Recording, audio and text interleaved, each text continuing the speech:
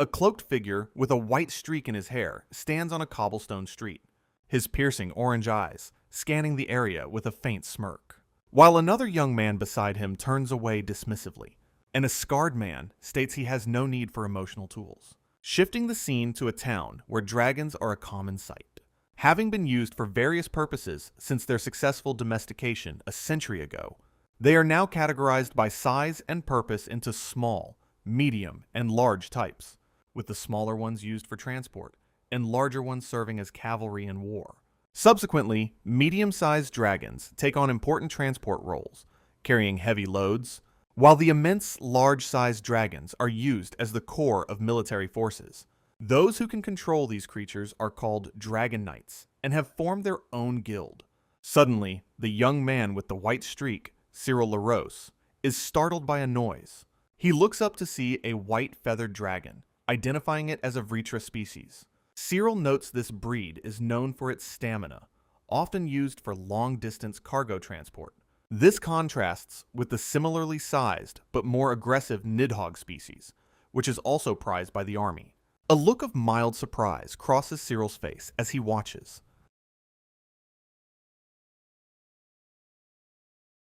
The child then proudly declares that he will become a dragon knight when he grows up.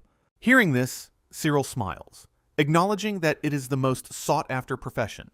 He watches the family walk on, reflecting that it's a better way to make a living than most other jobs. Suddenly, a commotion breaks out as a man shouts, startling a woman and drawing Sirill's attention, where a small crowd has gathered around a horned dragon and its light-haired handler, who sternly tells his growling dragon to keep moving and not stop in the street. Observing the scene, Sirill identifies the creature as a small Tarrasque-type dragon used for rentals, noting that their unique gait provides a smooth ride, making them ideal for commercial transport. The small dragon then turns its head and growls directly at Sirill, prompting its owner to pat its head, asking, "What's suddenly wrong?" As the dragon continues to growl, Sirill and his companions look on with confusion. After a moment of hesitation, Sirill decides to call out to the owner, who turns around, surprised to be addressed by a stranger. The owner mistakes Sirill for a customer and apologizes for the inconvenience, but Sirill clarifies he's not. Instead, he calmly informs the man that his dragon has injured its leg. The handler stares back, completely taken aback by this revelation. Sirill specifies that it's the right hind leg, causing the owner to react in shock. Still in disbelief, the handler crouches down and instructs his dragon to walk a few steps. As it walks, the dragon's right hind leg clearly falters with each step. Realizing the injury is real, the handler kneels in dismay, wondering how it could have happened. He then runs a hand through his hair, frustrated that this is terrible for business. Sirill silently watches the distraught man for a moment. Finally, the owner looks up with a smile, asking if Sirill is in the same line of work and thanking him for his help. Sirill denies being in the same business, urging the man to prioritize the dragon's care. After a brief moment, the handler finally stands up to leave. As they depart, Sirill looks over at the small horned dragon. In his mind, he hears the dragon thank him for his help. Sirill quietly replies, telling the dragon to take care of itself. Turning to his companions, he mentions that the dragon is feeling down. He then suggests it would be better for the creature to rest today. His scarred companion laughs, scoffing at the idea of a depressed dragon. Sirill glares, irritated by his friend's dismissive comment. The companion insists dragons don't have such feelings, but Sirill interrupts him. Now enraged, Sirill yells at him for getting emotional over a mere tool. A flashback begins, showing a young Sirill realizing he could understand what dragons say. This ability, unique to him, was the very reason he became a dragon knight. While knights typically train dragons with signs to control them, Sirill instead communicated through words, simply asking the dragons to move for him. His talent for moving dragons, better than anyone else, got him scouted by Lindworm. Lindworm was an S-rank guild, the highest possible designation. Becoming S-rank required completing extremely difficult solo and cooperative missions. However, Lindworm's style was to thoroughly dominate their dragons with force. Sirill recalls that this forceful method did not suit him at all. He remembers being branded a useless rebel and expelled within a month. The flashback ends as his boot firmly plants on the ground. Back in the present, he vows to never get involved with that guild again. While walking through the town, he acknowledges that his current situation is fine. Regardless, he realizes he still needs to find work. With that in mind, Sirill makes his way to the town office. Having been expelled from the guild, he must now work as a stray dragon knight. He learns that this office is where they distribute requests for stray knights. Unlike agencies, this place offers no work for knights who don't own a dragon. Scanning the job board, he sees most requests are simple jobs for rental dragons. However, a specific notice on the board suddenly catches his attention. Intrigued, he quickly reaches out and pulls the paper from the wall. He reads the request aloud. After accepting the unusual job, he heads to the client's location. His journey brings him to the front of a large, stately building. Inside, Sirill sits down across a table from a well-dressed man. The client greets him with a smile, introducing himself as Patrick Forge. Sirill returns the introduction, stating his name is Sirill Ruse. Patrick seems relieved, explaining that not many people accept these requests. Getting straight to business, Sirill asks how Patrick wants the dragon trained. Patrick clarifies that the dragon is intended as a present for his son. He elaborates that it became a trend for merchants to raise dragons with their children, the idea being that the dragon would become a loyal bodyguard for the child. Following this trend, Patrick bought the dragon and hired several trainers. However, it wouldn't listen to any of them, which Sirill finds unusual. That's why Patrick ultimately decided to request a dragon knight instead. Sirill acknowledges the situation and asks to see the dragon immediately. Afterward, Patrick leads him out into a large, grassy courtyard on the estate. In the middle of the yard, a heavy chain is secured to a stone post. At the other end of the chain, a white tusk species dragon sleeps peacefully. Patrick explains he chose this species as it doesn't grow too large for daily life. He then asks Sirill if he can make it listen, to which Sirill says he will try. Leaving Patrick behind, Sirill walks purposefully toward the slumbering creature. He crouches down next to the dragon, observing it for a moment. A slight smile forms on his face as he prepares to speak. Just as Sirill introduces himself, the dragon's eye snaps wide open. The creature immediately lunges forward, getting right in Sirill's face. It frantically pleads with him, begging to be allowed to see its little sister. Sirill holds up his hands, urging the distraught dragon to calm down. Confused, he asks about the sister and tells the dragon to explain everything. The dragon stops short, utterly surprised by Sirill's response. Stunned, it asks if he can truly understand its words. Sirill calmly confirms that he can. The creature whispers in disbelief, finding the situation impossible. It then bows its head low, pleading for Sirill to hear its story. The dragon explains that it had a sister, but was the only one bought. Sirill listens patiently as the dragon continues its tale. It begs to be reunited with its sister, promising to do anything in return. Sirill asks sympathetically if it really wants to be with its sister that much. The dragon explains they encouraged each other since they were in their eggs. Hearing this, Sirill falls into contemplative silence for a moment. He then asks if it's willing to be a bodyguard and listen to the merchant's son. Without hesitation, the dragon agrees, so long as it can be with its sister. Satisfied, Sirill agrees to the dragon's terms and stands up. He walks back toward the anxious merchant, Patrick. Patrick nervously asks if Sirill will be able to manage the dragon. Sirill assures him it's possible, but there's a condition. He proceeds to ask where the dragon was purchased, and Patrick says a dragon merchant. Sirill then instructs him to immediately check if any dragons from the same shipment remain. He specifies they are looking for this dragon's sister, leaving Patrick baffled. Sirill relays that the dragon promised to do anything if reunited with its sister, leaving Patrick utterly flabbergasted and confused. Sirill then simply urges him to just do as he says. The nervous merchant hesitates for a moment before agreeing. Sometime later, they stand before the dragon merchant's building. Inside the estate, the dragon suddenly looks up, having sensed a presence. A second, smaller dragon is being led out into the yard. As the merchant's son brings the new dragon closer, the first one recognizes her. It becomes extremely agitated, rattling its chains in excitement. The dragon tries to charge forward, but the chain holds it back. Watching this unfold, Sirill quietly tells them to release it. Patrick looks on in abject terror at this command. Nonetheless, he relays the order to his equally confused son. The moment it is unchained, the dragon bolts forward, calling for its sister. Its smaller sibling watches as it leaps through the air. Sirill smiles with relief, happy to see them both safe. The larger dragon finally lands right in front of its sister.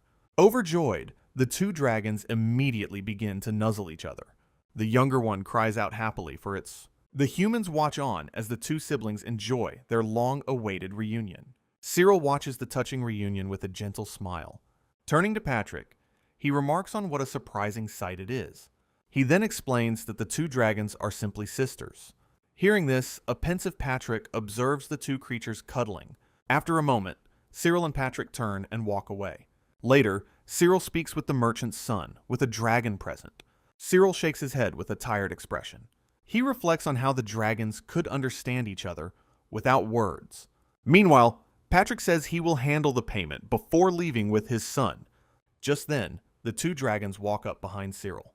The larger dragon expresses its immense gratitude for being reunited with its sibling. It promises to do anything, but Sirill just asks it to befriend the family. The smaller dragon looks up, taken aback by his simple request. Sirill calmly reaffirms that was his only condition. In response, the older dragon agrees, wanting only to stay with its sister. Giving the younger one an encouraging pat, Sirill wishes them luck. He then turns to leave as the two dragons watch him go.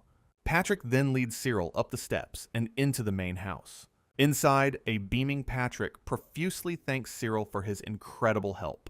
He marvels at how Sirill tamed the dragon when so many others failed. Sirill gravely insists that, above all, the two dragon sisters must not be separated. He explains that once they mature, they will not listen to commands if torn apart. Understanding the serious consequences, Patrick wholeheartedly agrees to this condition. Sirill then glances over his shoulder, checking on the dragons outside. In the courtyard, the two sisters are seen sleeping peacefully side by side. Watching them, a gentle smile forms on Sirill's face. As he walks, he recalls being expelled from the largest guild. Nevertheless, he feels no regret, as his ability lets him understand dragons. Resolute, he continues forward, committed to his dragon-first philosophy. Sometime later, the sun rises brightly over the city. Sirill finds himself standing before a large, official-looking building. Inside, he looks over a job board, pondering his need for an income. Just then, a few other men point out a particular job posting. One of them scoffs at the posting, calling it a low-cost, dragon-related task. Hearing this, Sirill sighs, assuming the job is no good. After the others walk away, he continues to stand before the board. He quietly scans the various requests pinned to the wall. Eventually, his eyes settle on a specific request that catches his interest. With a determined smile, he pulls the notice from the board, deciding to take the job. The request leads him to a grand and imposing mansion. Inside the mansion, a young woman laments having to write yet another letter. A maid then enters with a tray, stating that the young lady must write at least this many. Complaining, the woman calls it a pain, while the maid watches with a nervous expression. She sighs that even if she writes them, the dragon nights are slow, and the effort may be wasted. Letting out a breath, she slumps back in her chair, clearly frustrated by the situation. She then wonders aloud if there is a proper, dependable dragon knight available anywhere. Her thoughts continue, wishing for a dragon knight she can truly rely on. The scene marks the beginning of the second chapter, set in a bustling town. Meanwhile, Sirill walks along a stone path, thinking to himself that he had imagined this. With a slightly forced smile, he confirms that things are indeed just as he expected. He soon arrives at the address, noting the impressive size of the mansion before him. Once inside, a maid explains that they haven't had a good night for their white dragon. The maid elaborates that the request is to deliver letters, and the reward is quite generous. Sirill listens seriously as the details of the job are laid out for him. He is then led to a drawing room where the client awaits. The young woman introduces herself as the client, Catrice Molinier. As Sirill gives his name, Catrice eyes him doubtfully, commenting on his youth. She immediately asks if he can even handle a dragon properly. Slightly taken aback by her bluntness, Sirill simply replies that he can. Catrice presses him on how capable he is, as Sirill notes her personality matches her appearance. Catrice regards him with a skeptical expression, humming thoughtfully to herself. She then dismisses her own concern, stating that she isn't just relying on him. Sirill deduces the letter must be very important, and she simply replies that it is. She continues, explaining she had to write several, just to ensure one would be delivered. Sirill reflects on how the Millennier family is far wealthier than his previous client. A thought then strikes him, causing him to turn his head slightly. He speaks up, telling Catrice that he has a question for her. When he asks about the letter's contents, she sharply retorts, questioning his intentions. Sirill quickly clarifies that it's not like that, explaining that knowing the contents aids delivery. He elaborates that different measures are needed for urgent or confidential letters. Catrice listens to his professional explanation, her expression shifting slightly. Acknowledging his point, she concedes that his reasoning makes sense. She then reveals with a slight smile that the message is a love letter. More specifically, it's a reply to a love letter from Baron Vu. Sirill is momentarily stunned into silence by this unexpected information. He confirms the correspondence with the Baron, which Catrice calls a tiresome family affair. She waves her hand dismissively, adding that the Baron himself is quite a character. Moving on, Catrice asks how long it will take him to deliver it to Rebirth. Sirill confidently confirms the destination as he processes the new details. He then considers the journey from his current town of Paltel to Rebirth. After a moment of calculation, Sirill looks up at Catrice. He affirms that he understands the task at hand. Then, he confidently declares that he will deliver the letter in a single day. Catrice expresses her surprise, noting that others had quoted 3 days for the journey. Following a brief pause, she tells him that she doesn't care how, as long as he delivers it. With that settled, Catrice entrusts the job to him and reaches for a small bell. As a maid appears, Catrice presents the sealed letter to Sirill on a small tray. She instructs him to get proof of receipt from the Baron, which he'll exchange for his reward. Sirill calmly acknowledges her instructions from his seat. Having left the Millennier estate, Sirill now walks through the streets of the town. Since he doesn't own a dragon, he realizes his first step is to visit a rental agency. He proceeds purposefully down the street towards his destination. Along the way, he reflects that this job is more significant than he anticipated. He considers how it might build connections with both the Millennier and Vu families. With new resolve, Sirill decides he must give this task his absolute all. Soon after, he arrives at the entrance of the local dragon rental shop. He enters and finds a man with glasses sitting behind a large desk. The shopkeeper adjusts his spectacles and greets the new customer. Immediately getting to business, the man asks what kind of dragon Sirill is looking for. Sirill turns his gaze toward the back of the building, where the dragons are presumably kept. From the stables, Sirill specifically asks if there are any wyverns available. He adds that he needs a fast one, as he'll be traveling without any luggage. The shopkeeper confirms they have 3 and invites Sirill to come and see them. He then leads Sirill out of the main office. The two walk side by side toward the dragon enclosures in the back. In the first pen, a group of small, timid creatures huddle together nervously. Sirill gazes at them with a soft, knowing expression. However, the shopkeeper directs him to another pen, which Sirill agrees to inspect. The shopkeeper muses that every Dragon Knight has their own unique way of communicating. From his vantage point, he observes the wyverns below with a seasoned eye. Suddenly, one of the wyverns in the enclosure spots Sirill and calls out. The others quickly notice too, excitedly shouting that a human has arrived. They chatter amongst themselves, with one rudely commenting on the new customer's face. Sirill sweats, awkwardly laughing at how accurate their harsh assessment is. Upon seeing his reaction, a wyvern asks in shock if the human can understand them. With a slight confident smile, Sirill confirms that he can. The wyverns are astonished, exclaiming how incredibly rare that is. They excitedly ask if he was raised by dragons, but Sirill calmly denies it. Confused, the dragons wonder what business such a strange human could have with them. Sirill explains he needs a partner for a letter delivery, and asks which of them is the fastest flyer. One wyvern steps forward, confidently claiming to be the fastest, while another questions the letter delivery. A curious wyvern then asks if the message is a love letter. Sirill stammers, momentarily caught off guard by the personal question. Leaning in closer, the wyvern demands to know who is sending it. He awkwardly confirms the letter is from a woman to a man. At this, the wyvern roars with excitement and volunteers for the job immediately. The sudden outburst leaves Sirill completely bewildered. In fact, the creature sparkles with delight, proudly offering to carry the letter. Sirill, however, questions if that's a good enough reason to choose him.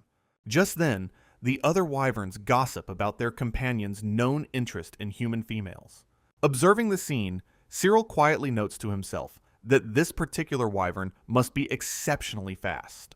A faint, knowing smile crosses his face as he considers this. He then asks the wyvern directly if he is fast in such situations. Stroking his chin in thought, Sirill murmurs that he understands. Subsequently, he turns to the shopkeeper and points, requesting to rent the wyvern on the right. The shopkeeper, taken aback, asks if he's absolutely certain about his choice. Despite the shopkeeper's suggestion that another is faster, Sirill politely insists on his pick. Finding the request peculiar, the shopkeeper reluctantly agrees. Sirill then retrieves the letter from his coat. Holding it out, he presents the envelope to the impatiently waiting wyvern. The wyvern eagerly snatches the letter, while Sirill worries if his choice was wise. As they rocket into the air, Sirill clings on for dear life. In a flash, they are soaring high above the city, the buildings shrinking below. Sirill realizes he chose the shortest, most direct route by picking this particular wyvern. True to its nature, the creature flies with incredible speed toward its destination. Their journey continues over the sprawling landscape, heading towards distant mountains. Amazingly, they arrive at a grand manor in just half a day. A man beams with joy, reading what appears to be a reply from Lady Catherine. He thanks Sirill for the delivery, before turning away to speak with a butler. Having successfully delivered the reply, Sirill takes his leave. The return trip proves to be just as swift, getting him back in another half day. Back in her room, Lady Catherine clasps her hands in sheer delight upon receiving the letter. She marvels at the fact that the entire round trip took less than 1 day. Leaning back, she praises Sirill for his excellent work, which he humbly accepts. A moment later, Lady Catherine changes the subject and asks for his name. Sirill looks slightly surprised by the personal question. He calmly introduces himself as Sirill Rose, and she thoughtfully repeats his name. With a knowing smile, she promises to remember him for future jobs. Afterward, Sirill walks along a city street under a cloudy sky. He reaches for the pouch at his hip, presumably to check his payment. His thoughts on earning more money lead him to the dragon market. He considers scouting for a dragon, but realizes he can't afford one right now. Instead, he reasons that building trust with a dragon is better than expensive rentals for difficult jobs. While searching for a good candidate, something unexpected catches his attention. He spots a listing for a baral, a type of horned dragon.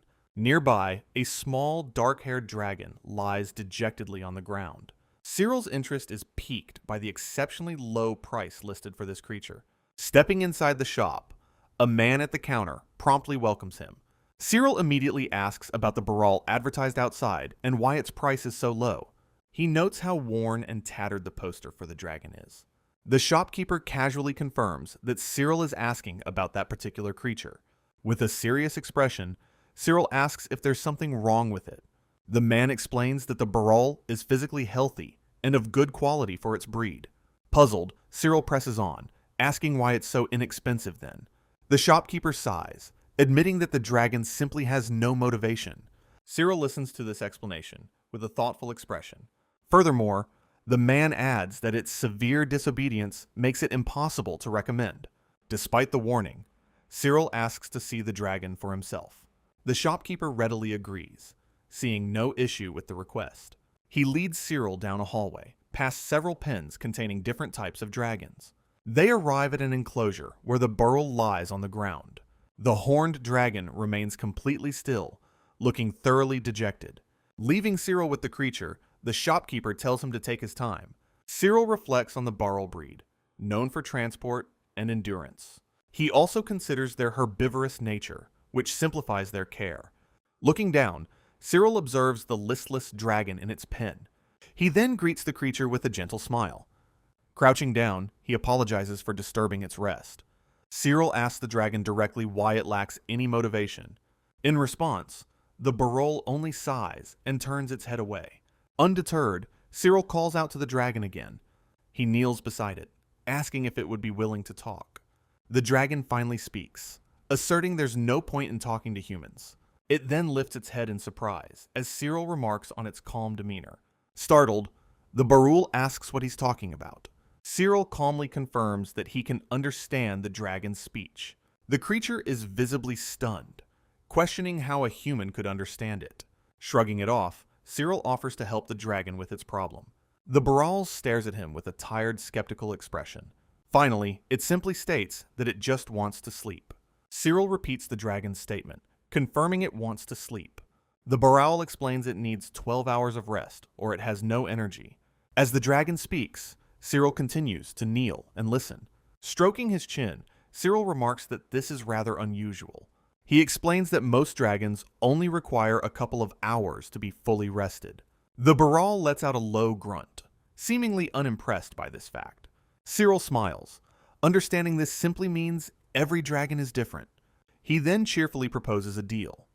He'll let it sleep for 12 hours if it works for him. Turning its head, the dragon simply calls him a liar. Sirill insists he is not lying, stating he'd simply choose another dragon if he were. The Barul gives him a suspicious sideways glance. It asks if it is really okay to sleep that much, and Sirill calmly confirms. However, he adds the condition that it must work properly after its rest. The dragon pauses, staring at him as it considers the offer. After a moment, the Baral stands up and agrees to trust him. Some time passes with a view of the sky. Back at the counter, the shopkeeper reminds Sirill that there are no refunds. Sirill replies confidently that success depends on the skill of the Dragon Knight. He then places a pile of gold coins on the counter to pay for his purchase. Having completed the deal, Sirill leads his new dragon companion through town. Sirill and his new dragon companion walk side by side through the town streets. Turning to the Barol, Sirill suggests he should give it a name. He explains that having a proper name will be much more convenient for them both. The dragon says it's fine, but asks why humans don't just call them by numbers. Sirill reasons that since it understands words, it shouldn't be referred to by a number. With that, he thoughtfully proposes the name Ruse for the dragon. The Barol quietly repeats the name Ruse to itself, considering it. Sirill asks if it dislikes the name, but Ruse merely replies that being named feels strange. It turns its head towards him, adding a single word, but the newly named Ruse then concedes that the name is not bad, and Sirill looks back. Sirill smiles softly, pleased that the dragon has accepted its new name. Together, they continue walking down a rustic, pebbled path away from town. They soon arrive at a simple wooden house, which Sirill proudly announces is his home. Ruse asks where it should sleep, so Sirill tells it to find a spot in the backyard. He then leads the dragon through a gate into the large, open yard. Sirill explains that he rents a house with a big yard specifically for dragons. Ruse says anywhere is fine as long as it can sleep, and Sirill chuckles at its dedication.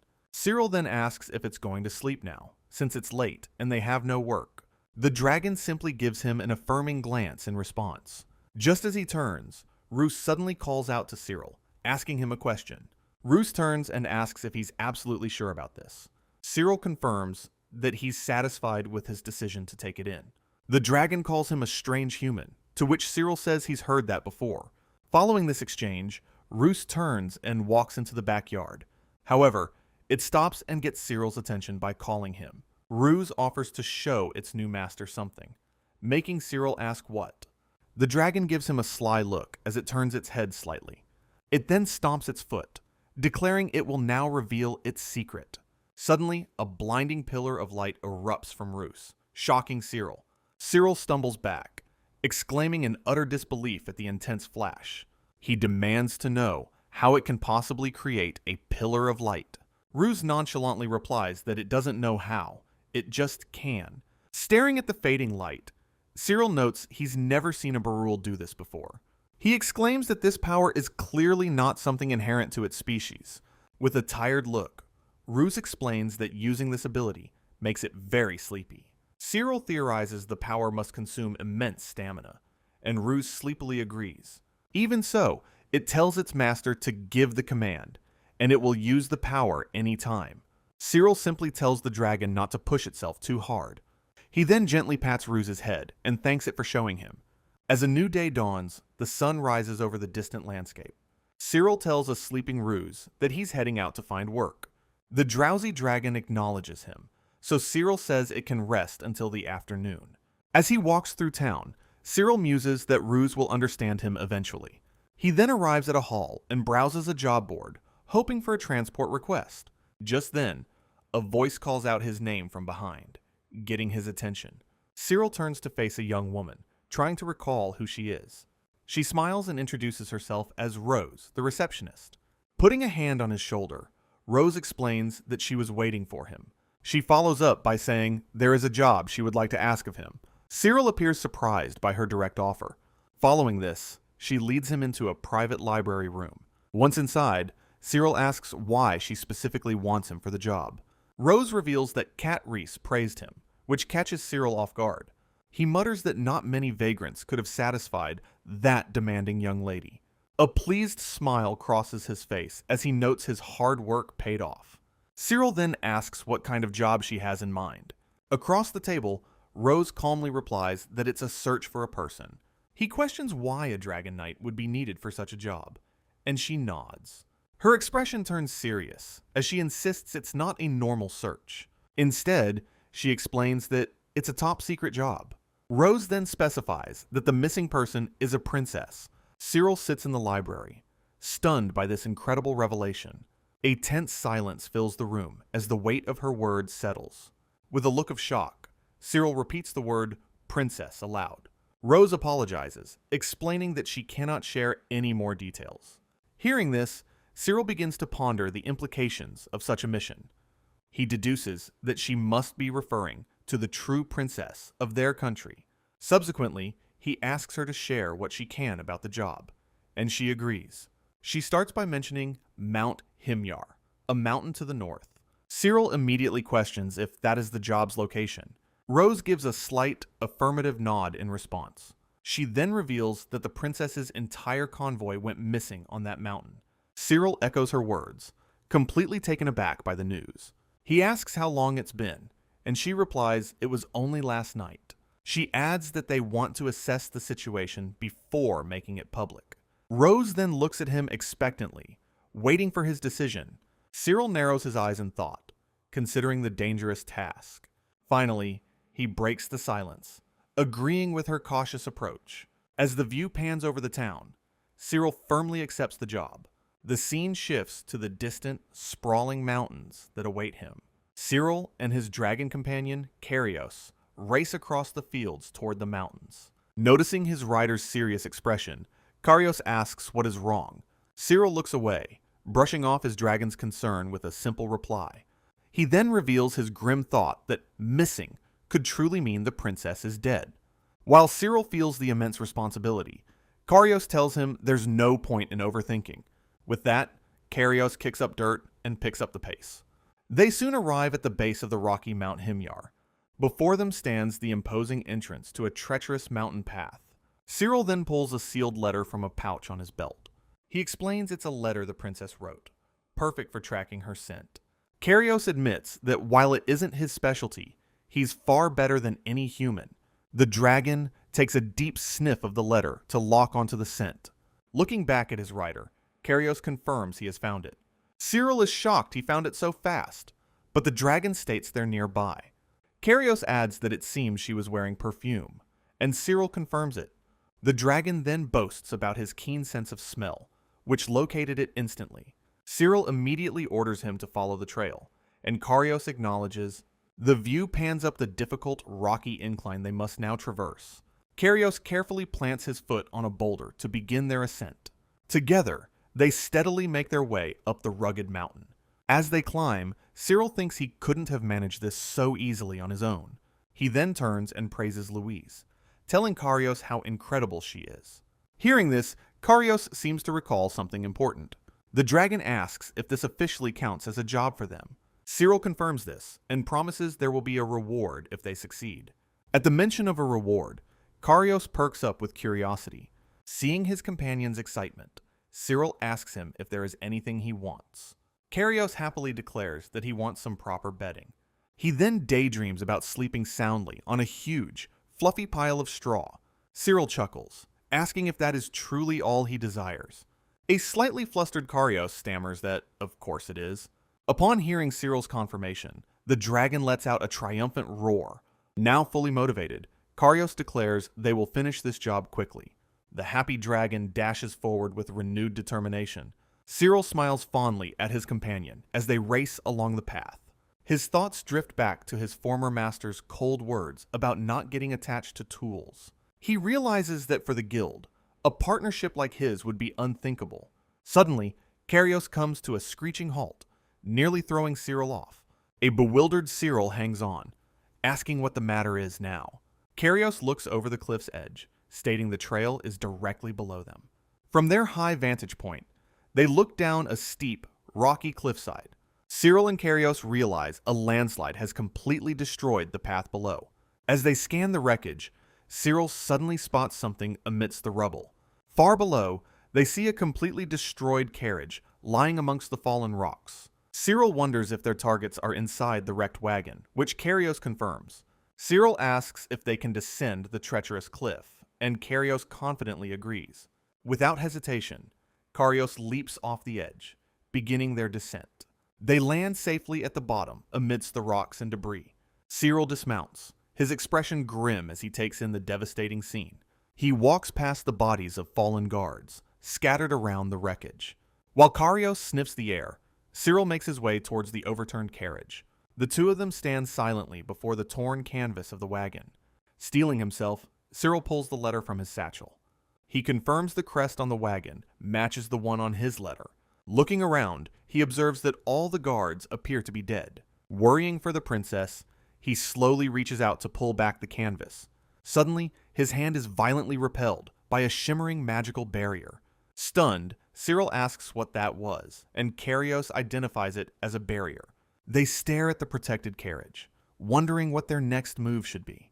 Karios then turns to Sirill and suggests simply breaking through the barrier.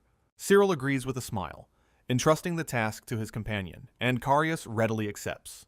With a powerful surge, Karios rams his horned head directly into the shimmering magical barrier. The force of the impact causes the entire barrier to shatter like glass. Sirill beams, thanking Karios for his help, while the dragon gives a happy grunt. Now unobstructed, Sirill grabs the tattered canvas covering the carriage entrance. He pulls the heavy fabric aside, revealing the dark interior of the wrecked wagon. Inside, he discovers a young woman with long, braided hair lying unconscious on a cushion. Leaning in close, Sirill sweats with concern before confirming that she is still breathing. He observes that she seems uninjured, realizing the barrier must have protected her. Gently, Sirill shakes her by the shoulder, calling out to wake the princess. In response to his touch, the woman's eyes suddenly flicker open. She slowly sits up, groaning softly as she awakens from her slumber. Upon seeing Sirill's face so close to hers, she lets out a terrified scream. Recoiling in fear, she demands to know who he is and berates him for entering uninvited. Sirill quickly tries to calm her down, reassuring her that he isn't suspicious. Leaning closer again, he explains that he was sent here on a search mission for her. The woman looks at him, confused, repeating his words as she tries to understand. Stepping back, Sirill allows her to look outside at the devastated crash site. She gazes downward, her memory of the event seemingly returning, with a somber realization.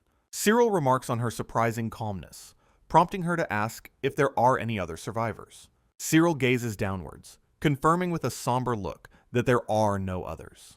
The princess becomes frantic, telling him to check for injuries, but she stops her.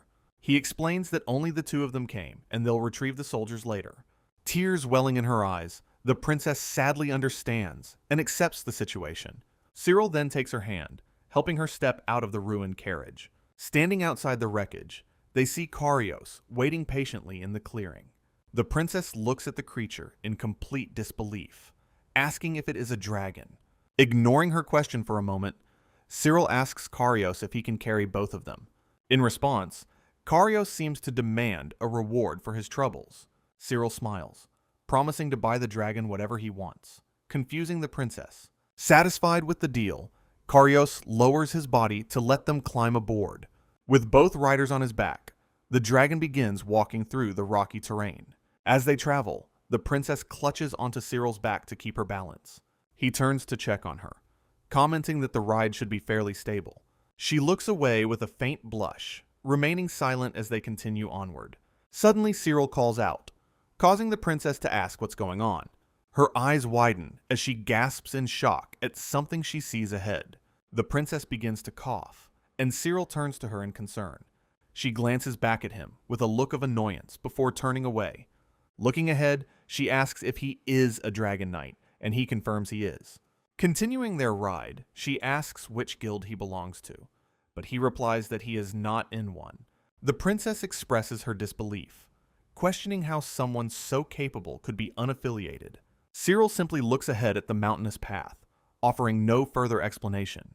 He then asks what she means by, the princess places a hand on the dragon's back, remarking on the creature. Meanwhile, Karios continues to march forward steadily through the rugged terrain. She smiles, explaining that she can tell Karios adores him from the way the dragon looks at him. Sirill glances back at Karios, who seems to grunt in confirmation. She then states that a dragon knight, loved by their dragon, is first rate, asking why he's astray. Looking back over his shoulder, Sirill offers a knowing, close-mouthed smile. He cryptically responds that there are all sorts of reasons for his current status. The princess quietly accepts his non-answer as they continue their journey forward. Eventually, their long travels bring them to the outskirts of a small town. Karios carries them through the streets, stopping in front of a large building. A woman with short hair rushes out, asking in surprise if he's found her already. She then corrects herself, noting it's not the person she expected, but the princess herself. Panicked, the woman tells them to wait right there while she calls for her superior. As she dashes off, Sirill and the princess wait by the entrance. The princess then turns to Sirill, nervously trying to get his attention. She thanks him sincerely for his help and asks how she can possibly repay him. Sirill smiles, telling her not to worry as he'll get his reward from the office. Unconvinced, the princess starts to offer him something from her pouch. She calls out to him, stopping him just as he begins to walk away. She presents a handkerchief with her crest, offering her assistance in the future. With a kind smile, she promises to help him to the best of her ability. Sirill simply turns and thanks her for the thoughtful gesture. Soon after, two officials join the princess to see Sirill off. Having completed the rescue, Sirill is promptly paid his promised reward. He examines the heavy pouch, confirming it contains a sum of 1,000 real. Grinning, he comments on the generous reward to his master. Karios, however, reminds Sirill to buy a bed with the money. Sirill turns to his dragon, momentarily taken aback by the sudden demand. With a stern look, Karios glares and insists that it was a promise. Sirill quickly becomes flustered, trying to explain that's not what he meant. As they walk, Karios explains that 1,000 real is a month's wages for an adult. Sirill then clarifies he meant they could buy something even better than a bed. The dragon's eyes sparkle with excitement at this new possibility. Karios eagerly asks what it could be, and Sirill mentions proper bedding. Realizing it's hard to explain, Sirill decides it's better to show him instead. He suggests they head to a shop, and an excited Karios happily follows. Sirill and Karios make their way through the city streets. Suddenly, Sirill points ahead, exclaiming that he's found the shop. Karios glances in the direction Sirill indicated, a curious look on his face. From a nearby balcony, Sirill explains that this store sells all kinds of tools for them. He then mentions that they might even have toys, noting that it wouldn't interest Louis. With their destination set, Sirill decides this is the shop they will visit. The pair stand together on the cobblestone street just outside the storefront. However, before they can enter, a voice calls out from behind, causing Sirill to turn. A smiling blonde man greets him, confirming his identity as Sirill. Sirill turns fully, recognizing the man and calling him by name. Rue. Rue reveals he's a dragon knight from Lindworm, Sirill's former guild, and asks if he's surprised. He explains that he returned from a mission only to find Sirill gone. Rui then comments that it's a shame how things turned out. With a smirk, he offers to speak on Sirill's behalf so he can return to Lindworm. Sirill appears taken aback, surprised by this unexpected proposition. Despite the offer, Sirill firmly declares that he has absolutely no intention of returning. Rui cheats him, suggesting he should abandon his stubbornness. He then brings up Sirill's dragon first policy, asking if that was what it was called. Rui insists that if Sirill throws away such principles, he'll have no need to start over. In response, Sirill simply offers a knowing smirk, seemingly unconcerned. Standing his ground, Sirill coolly declares that he refuses the offer. He follows up, stating he has no intention of abandoning his convictions. Rui simply smiles, telling Sirill not to be so stubborn. He then argues that Sirill can't do anything alone, but Sirill disagrees. Suddenly, Karios appears behind Sirill, asking what's going on. The dragon asks what they're talking about. More concerned about his betting, Sirill looks away, flustered as he apologizes for the delay. Karios then reminds Sirill that he was told he'd get to sleep for 12 hours. The dragon's eyes widen in utter shock at this revelation. Consequently, Karios lunges toward Rui, aggressively questioning him. Rui now finds himself facing the angry dragon from the bottom of the stairs. Looking up in alarm, Rui shouts, demanding to know what the dragon is doing. He then yells at Sirill to control his dragon, but Sirill says he's done nothing. Sirill calmly asks if it looked like he gave Karios any kind of command. Frustrated, Rui grits his teeth and clicks his tongue in annoyance. Turning away, he concedes that he couldn't see anything, accusing Sirill of using magic. Sirill looks at him intensely, stating that of course he cherishes his ideals. Rui merely scoffs in disbelief at this proclamation. Muttering about how ridiculous the situation is, Rui turns to leave. Sirill and Karios watch silently as Rui storms off down the street. As Rui leaves, Sirill remarks that some people just don't get along. He then happily reassures Karios that his 12 hours of sleep are guaranteed. With that settled, they approach a building and a door swings open. A shopkeeper greets them warmly as they step inside the establishment. The attendant immediately recognizes Karios' species and asks how he can help. Sirill responds, explaining that they are currently searching for bedding. Upon hearing this, the shopkeeper bows and offers to show them around. He leads the pair into a massive, high-ceilinged warehouse space. From the rafters hang long bolts of various fabrics and materials. Meanwhile, the floor is covered with enormous stacks of pillows and bedding. Karios' eyes sparkle with pure joy at the wonderful sight before him. Gazing at the piles, he excitedly confirms if it's all bedding. Suddenly, the dragon dashes forward with incredible speed, shouting with glee. Sirill calls out in surprise as Karios dives headfirst into a soft pile. Within moments, Karios is contentedly snuggling into the bedding, already half asleep. Sirill apologizes for the commotion, but the smiling attendant says it's fine. The shopkeeper then clarifies that these products are meant to be tested. Hearing this, Sirill sighs in relief, while Karios continues to roll around happily. All of a sudden, Karios pops his head up, declaring that this one is good. Sirill looks over in surprise, wondering what his dragon has found. Sirill realizes Karios is on a slime bed, and the shopkeeper confirms it. The attendant explains that these beds are popular for their supreme comfort. Karios, meanwhile, continues to gush about how amazing the bed feels. He turns to Sirill, enthusiastically sharing just how incredible it is. Smiling, Sirill asks if he's really that fond of it, which Karios confirms with a cheer. The dragon then snuggles in, murmuring that it's far more comfortable than his den. Seeing his companion so content, Sirill thoughtfully considers the purchase. He then turns to the shopkeeper and inquires about the price of the item. Upon hearing the price of 1,200 reals, Sirill muses that it is quite expensive. Nevertheless, he asks Karios if this is truly the one he wants. Suddenly, Karios' happy expression falters for a moment as he hesitates. He worriedly asks Sirill if the bed is too costly, but Sirill reassures him. Sirill smiles warmly, stating that the most important thing is that Karios likes it. Hearing this, Karios' face lights up with a massive, joyful grin. He then bursts with excitement, shouting his thanks to a smiling Sirill. With the decision made, Sirill tells the happy shopkeeper they will buy it. As they walk away, the attendant remarks that something seems curious to him.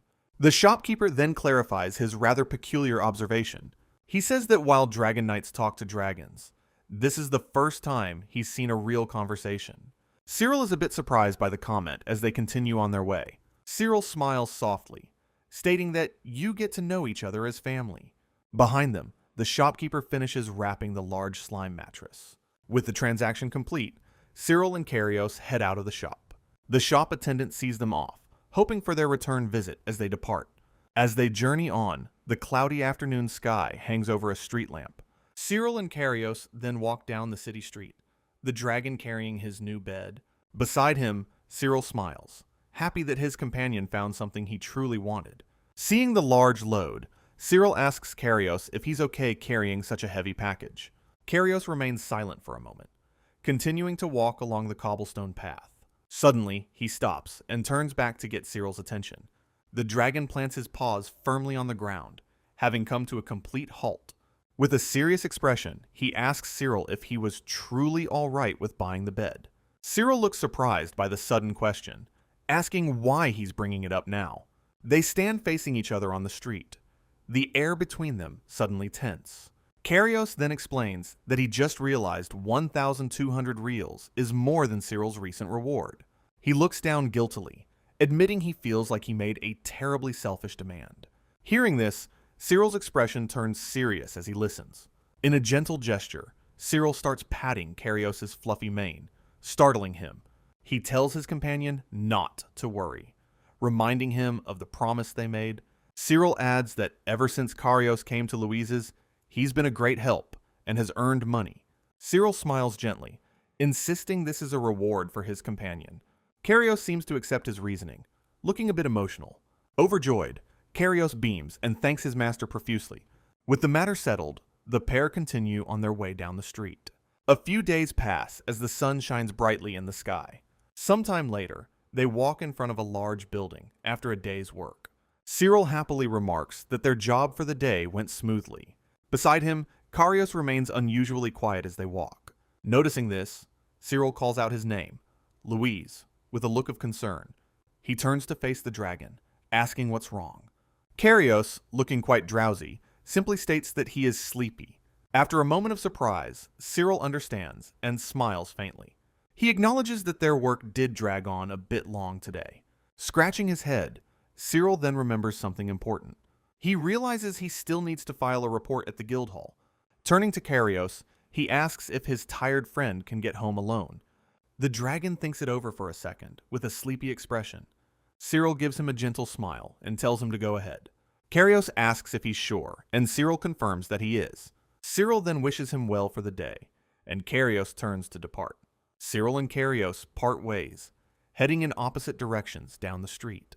As he walks alone, Sirill muses that Louise should be fine, despite the city's dangers. A moment later, however, he begins to have second thoughts about his decision. He reflects that leaving a dragon alone is only possible because they can communicate. This sudden realization causes Sirill to stop in his tracks, looking perplexed. Glancing back down the empty street, he questions his own judgment. Elsewhere, Karios lets out a huge yawn, wondering if he could find work by himself. At the same time, Sirill smiles, deciding to find another dragon to help. Suddenly, the loud rumbling of a cartwheel echoes from nearby. A large caged wagon, pulled by a powerful beast, rumbles through the town. Through the bars of the passing cage, a woman is seen sitting inside a building. She calmly enjoys a slice of cake, taking a bite with her fork. From the darkness inside the wagon, a single, sharp eye observes its surroundings. A dejected water dragon with unique fins sits slumped in the corner of its cage. A new chapter starts, highlighting the powerful bond between Sirill and Karios. Sometime later, Sirill looks up at a sign for the dragon market, having an idea. He enters a shop where the clerk greets him, recognizing him as a previous customer. Sirill offers a slight nod, confirming his identity as Chapter 6 begins. He thanks the man for his help before, and the clerk expresses his own gratitude. The clerk then leans forward and curiously asks if that dragon is doing well. Sirill thoughtfully acknowledges the clerk's question. However, a flicker of confusion then crosses his face. He quickly smiles, reassuring the man that Karios is working very hard. Continuing on, Sirill clarifies he's here today because he wants another dragon. The clerk thanks him profusely, but Sirill cuts him off with a hesitant word. He then bashfully admits that he's financially strained after his last big purchase. The shopkeeper listens intently, with an understanding expression. He explains that, unfortunately, no dragons are currently available in that price range. Sirill lets out a weary sigh, disappointed by this news. Admitting things aren't going as planned, he turns to leave the shop. On his way out, he asks the clerk to let him know if anything comes up. Just then, the clerk's eyes go wide as he notices something on the floor. He calls out, pointing that Sirill dropped something. Lying on the floorboards is a small package, stamped with an intricate crest. The clerk stares at the symbol in utter disbelief. Sirill turns back around, apologizing as he approaches the counter. After picking it up, he asks the stunned clerk what's wrong. The clerk stammers, asking if that crest belongs to Her Highness the Princess. Sirill casually confirms it was a gift for helping the princess on a previous job. This incredible revelation leaves the shopkeeper completely speechless. As Sirill turns to leave, the shopkeeper suddenly leans over the counter and calls out to him. With a complete change in demeanor, he brightly suggests an installment plan. Sirill looks back, surprised by the unexpected offer. The shopkeeper eagerly reassures him that for a special customer, anything is possible. Thinking to himself, Sirill realizes the man's motivations are just like his own. He understands the man is being accommodating due to his connection with the princess. Following this thought, Sirill gratefully accepts the installment plan, much to the shopkeeper's delight. The scene then shifts to a curtained doorway leading to the back of the shop. Moments later, the shopkeeper leads Sirill through the doorway into a large courtyard. As they walk, he asks what kind of dragon Sirill desires. Sirill calmly states that he is looking for a Mushisu dragon. The two of them continue walking deeper into the facility grounds. The shopkeeper explains that Mushisu are small dragons with 4 stomachs, 3 of which are for storage. He gestures to a chained dragon, noting they can grow huge and hold vast amounts of food. From its perch, the Mushisu dragon looks over with a smug expression. Sirill sits down near the wall and offers the creature a simple greeting. He then introduces himself, telling the dragon his name is Sirill. The dragon scoffs, remarking on the foolish human who dares to speak to it. Sirill looks on, completely bewildered by the creature's hostile reaction. However, the dragon's attitude suddenly shifts as it asks why Sirill finds it so unappealing. The Mushisu is utterly stunned, exclaiming in disbelief that he can understand its words. Leaning closer, the dragon nervously asks if he can truly comprehend what it is saying. Its thoughts echo in disbelief, as it wonders how this is possible. Assuming he's had the ability since birth, Sirill then formally asks the dragon if it would be willing to be bought by him. Scoffing, the creature tells him to just buy it, if that's what he's going to do anyway. Surprised by its consent, Sirill questions if that's truly what it wants. The dragon whips its head away, clearly agitated by the conversation. Suddenly, it spins back and angrily declares that humans are vile beasts who always take what they want by force. However, Sirill calmly states that he wants to talk and reach a mutual understanding. Taken aback by his sincerity, the dragon reluctantly agrees to give up if he insists. Sirill clarifies that he would prefer it to come with him willingly, which startles the dragon. He then adds that he wants the dragon because he thinks it is both cute and beautiful. With its eye wide, the dragon begins to blush profusely at the unexpected compliment. Completely flustered, it demands to know what on earth he is talking about. After collecting itself, the dragon presents him with a single condition for its cooperation. Sirill listens attentively, asking what this condition might be. Looking at him intently, the dragon demands that he not give it a new name. It explains that it already has a name that was given to it. Gazing down at its shackled foot, the creature reveals its name is Colette. Sirill smiles softly and repeats the name, remarking that it's a beautiful name, then formally asks if she will come with him. Colette turns her head away, huffing in a flustered manner once again. She then defensively clarifies that she's only going with him out of necessity. Furthermore, she adds that he's the one who promised to call her by her name. Sirill calmly agrees, acknowledging that her name is very important. He then formally welcomes Colette, hoping they can get along. Subsequently, Sirill signs the official contract to purchase the dragon. He finalizes the paperwork with the merchant at the counter. Now freed, Colette walks alongside Sirill down a cobblestone street. Looking up at the sky, Sirill notes that it's still daytime. He then asks Colette if they can stop by his workplace on the way. With that, they head out of town toward the distant mountains. Their journey takes them into the rugged, mountainous terrain. Soon after, they arrive at the base of a large, rocky quarry. Sirill approaches the rock face and gestures toward it as he begins to explain. He holds up a chunk of ore, stating that he wants her to gather it. Colette inspects the sparkling rock, remarking that it's blue and quite beautiful. Sirill elaborates that they are at Mill Reef Mountain, where cavanium ore is exposed. He continues, saying the ore has many uses and sells for a high price. Finally, he asks her to gather the ore in a pouch to carry back to town. Colette nods, understanding the nature of the task she's been given. When Sirill asks her opinion, she confidently states that it will be a simple job. Sirill thanks her for her help, while she boasts about how easy it will be. He then asks if she'll be all right doing it all by herself, without him. Colette smugly scoffs, asking him what he is even implying. She follows up by asking why she would be doing this task alone. Holding up the ore again, Sirill explains that mining isn't the only part. He clarifies that she must dig, carry it to town, and return, all on her own. Colette grows nervous, asking if he'll at least supervise her from a distance. With a gentle smile, Sirill replies that he won't be doing that. Shocked by his response, the dragon starts to sweat nervously. She then asks what would happen if she just slacked off instead. Sirill just smiles warmly and tells her that he trusts her. His complete faith leaves Colette staring at him in stunned silence. After a brief pause, she bluntly asks him if he's an idiot. He merely looks back at her, saying he believes she will be fine. Colette falls silent, quietly processing his unexpected trust. She closes her eyes for a moment, appearing to make a decision. Looking directly at Sirill, she firmly agrees to do as he asks. With the matter settled, Sirill turns and heads back towards the town. Sirill recalls how the local buyer's shop agreed to cooperate with his plan. Following this, Colette is shown diligently mining and transporting ore all on her own. He proudly pets her, happy that she brought his thoughts into reality. After some time has passed, the scene shifts to a different place. Walking alongside Colette, Sirill announces that they have arrived at his house.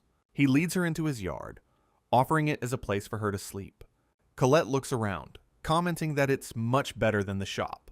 Suddenly, she notices another, larger, black dragon already lying in the yard. The sleeping dragon's eyes snap open, awakened by their arrival. It stands up, looking at Sirill and asking who he is. Sirill apologizes for waking the dragon, named Louise, explaining he was worried. With a sharp glance, Louise gestures towards Colette and asks who she is. Standing between the two dragons, Sirill begins his explanation. He formally introduces Colette, stating that she will be staying with them. Louise and Colette politely introduce themselves to one another. Sirill watches their interaction, sighing in relief that they seem to get along. It is decided that the two dragons will now share the yard. He looks on with a gentle smile, content with the new arrangement.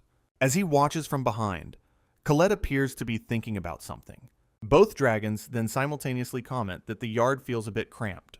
Sirill looks over his small property and agrees that it is indeed quite cramped. However, both dragons state they don't mind, as long as they have a place to sleep. Sirill turns to Louise, remarking that her fondness for sleeping is a new development. She jokes that making it any smaller would be unreasonable, as Colette listens with a smile. This prompts Sirill to decide that he needs to start thinking about moving soon. With this new plan in mind, the scene transitions. Having gained a new companion, Sirill sets off for a fresh start. He now walks through the town streets, accompanied by both Louise and Colette. Sometime later, Colette curiously asks Louise if all she really does is sleep. Sirill chimes in, explaining that Louise is still feeling sleepy. Subsequently, Louise asks Sirill if he knew about Colette's habits when he recruited her. He smiles, recalling his agreement that she could sleep 12 hours a day. Beside him, Louise comments that one would never know Colette loves sleeping without language. Colette then remarks that it feels like a fateful meeting, as she also didn't want a name. Louise dismisses it as a cheap fate, and Sirill muses that perhaps she's right.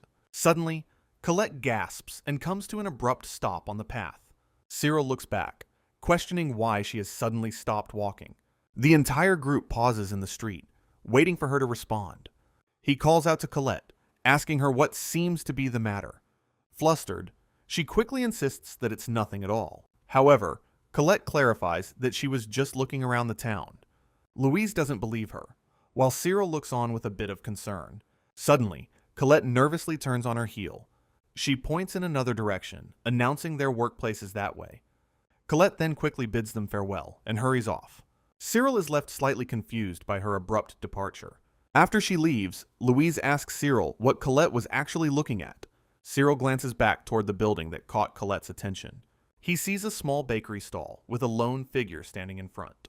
His eyes focus on the display case, filled with delicious-looking cupcakes. Sometime later, Sirill thanks Louise for her hard work today. He then tells her he has an errand to run and asks her to wait. Sirill approaches the door of a nearby stone building. He pushes the wooden door open and steps inside. A man behind a counter looks up, surprised by the visitor. Upon recognizing Sirill, the man smiles and greets him cheerfully. Sirill immediately asks if his other dragon, Colette, has stopped by.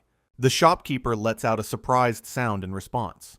He explains that she did, leaving behind a large, heavy sack. Sirill looks pleased, acknowledging that she brought it as instructed. Sirill explains that today's earnings were to be brought here first as a partial payment. The shopkeeper smiles warmly, confirming he will expect Colette to handle future deliveries. He then remarks on the impressive feat of giving a dragon such complex instructions so quickly. Moreover, he praises Colette as a highly talented individual for being able to act alone, which Sirill accepts with thanks. Following this, the man prepares to add another compliment. He tells Sirill he's not just a great dragon knight, but a person of good character, leaving Sirill confused. The man then looks surprised by Sirill's reaction. He clarifies that he never expected to be repaid so quickly, thinking he would have to request it himself. Sirill offers a small, knowing smile in response. Afterward, Sirill states that splitting the payment helps a lot, and he hopes for a long business relationship. Outside, Louise observes that it's a good shop, noting their excellent treatment of dragons. Back inside, the shopkeeper smiles brightly, calling the dragons important merchandise. Suddenly, Sirill remembers another matter he needed to discuss. The shopkeeper astutely asks if he's thinking of finding a house for his two dragons. A bit taken aback, Sirill confirms that's precisely what he was about to ask. The man explains that in this town, properties that can house dragons are quite polarizing. He specifies that there are only two kinds: places barely fitting two dragons, or those that can hold over 10. Sirill takes this in, remarking that the shopkeeper is very well informed. The man then offers to introduce Sirill to a good house, adding that it comes with a special circumstance. Intrigued by this, Sirill asks him to elaborate on what that might be. The shopkeeper smiles, stating he expected Sirill would be interested in this particular property. He elaborates that it's a new building, but strangely, dragons seem to despise it. Nonetheless, the man points out that the house comes with a very spacious dragon stable. Following the shopkeeper's directions, Sirill walks towards the residence with his two dragons. Upon reaching the gate, he gazes at the large stable and house, questioning why dragons would avoid it. Standing before the nice-looking home, his dragons silently observe their potential new dwelling. Sirill then turns to them, explaining that renting this place would be a much more affordable option. He smiles, suggesting that since he can understand them, he might discover the reason for their hesitation. With renewed purpose, Sirill steps onto the grounds, followed closely by his companions. He gestures to the main building, noting it's the section for humans. Next, he leads them to the enormous dragon stable, commenting on its incredible size. Sirill then instructs his dragons to go inside and take a look, to which they agree. However, as Louise and Colette peer into the stable, they both flinch back in alarm. Sirill peers into the empty structure, seeing nothing but a normal stable and asking what's wrong. In response, both of his dragons begin to cry, looking deeply distressed. Startled by their sudden tears, Sirill calls out their names with concern. Both Louise and Colette voice their strong dislike for the place. Stepping inside, They tell him there's a horrible smell permeating the air. Sirill, unable to smell anything unusual, wonders if it's an odor only dragons can detect. He asks where the smell is coming from, and they identify the floor as the source. Sirill inspects the ground, questioning if the floor is made of simple dirt. Overwhelmed, his dragons bolt for the stable doors, desperate to get outside. Safely outdoors, the three of them stand together, contemplating the building. He then asks what kind of smell it is, but Colette struggles to describe it. Louise explains it's the lingering scent left behind when a dragon is killed. Realizing the stable is like a property where an accident happened, Sirill understands their fear. An idea strikes him, and he suggests completely replacing the soil inside. He asks Colette if she can find some good soil to use as a replacement. However, Louise volunteers to do the heavy digging and carrying himself. Colette then offers to transport the new soil inside her stomach pouch. With the plan set, Louise launches into the sky to find what they need. Meanwhile, Sirill starts the hard work of removing the old dirt with a wheelbarrow. He points to a spot for Colette to deposit the fresh soil she's brought. As Louise rests outside the stable, Sirill continues to labor with a shovel. The sky darkens as he lets out an exhausted sigh. Sitting down, he wipes his brow, realizing it took him the entire day. From the doorway, he calls out to both his dragons, asking how it is now. Happily, they enter, confirming that it feels fine and praising his hard work. Sirill sighs in relief, glad that the problem was just the soil. Satisfied with the outcome, he gets to his feet, ready to proceed. With hands on his hips, Sirill proudly declares they've decided to move in. From inside, his dragons comment on how incredibly luxurious and spacious it feels. Carrying in some luggage, he thanks them, stating it was only possible with their help. He then singles out Colette, praising her hard work and causing her to blush. Afterward, he announces he has a present for her, reaching toward a covered object. Sirill then dramatically unveils the gift, telling her to take a look. Colette gasps in utter shock, her face flushing at the sight. Revealed before her is a magnificent tiered cake, surrounded by all sorts of pastries. Louise looks on in confusion, identifying the treats as sweets that humans eat. In response, Sirill explains he saw her looking that morning and had a large one made just for her. She stares at the cake, moved to silence by the thoughtful gesture. Louise then teases Colette about her taste in food, but she quickly tells him to be quiet. Embarrassed, she stomps her small foot on the freshly laid dirt. She turns away from the cake, insisting that she doesn't even like such things. While her tail wags furiously, she continues to deny that a dragon would enjoy sweets. However, she quickly relents, deciding to eat it as a reward so it doesn't go to waste. Meanwhile, a bright light suddenly descends from the sky over the town. Elsewhere, a mysterious figure on a dragon appears before a large building. At another location, Louise waits patiently outside an open doorway. Inside, Sirill reports to a woman at a desk that there were no abnormalities during his patrol. The woman at the desk notes that Sirill now possesses 2 dragons. Sirill appears slightly taken aback by her observation. She then commends him for smoothly handling requests with 2 dragons despite being a stray. Subsequently, she asks if he intends to continue as a stray indefinitely. Her question leaves Sirill looking somewhat confused. He responds that he has no plans to join a guild after his past experiences. Elaborating further, he explains that large guilds often see dragons merely as tools. The woman seems to understand his hesitation, yet she has more to say. She clarifies that she's not suggesting he lacks interest, but has another idea. With a quick gesture, she presents her proposition. She then asks if he's ever considered establishing his own guild. Sirill looks down, silently pondering her unexpected suggestion. A dramatic sound effect marks the gravity of her proposal. Continuing, she explains that guilds are state-recognized unions for dragon knights. She gestures to a bulletin board, noting a guild establishment proposal receives special treatment. Intrigued, Sirill asks her for an example of this special treatment. The woman smiles and points out that the biggest advantage relates to taxes. Sirill questions if she means income tax, and she confirms it. In addition, she reveals the dragon head tax would be reduced, making it easier to get more dragons. Surprised to hear about a dragon tax, Sirill listens as she prepares to mention other benefits.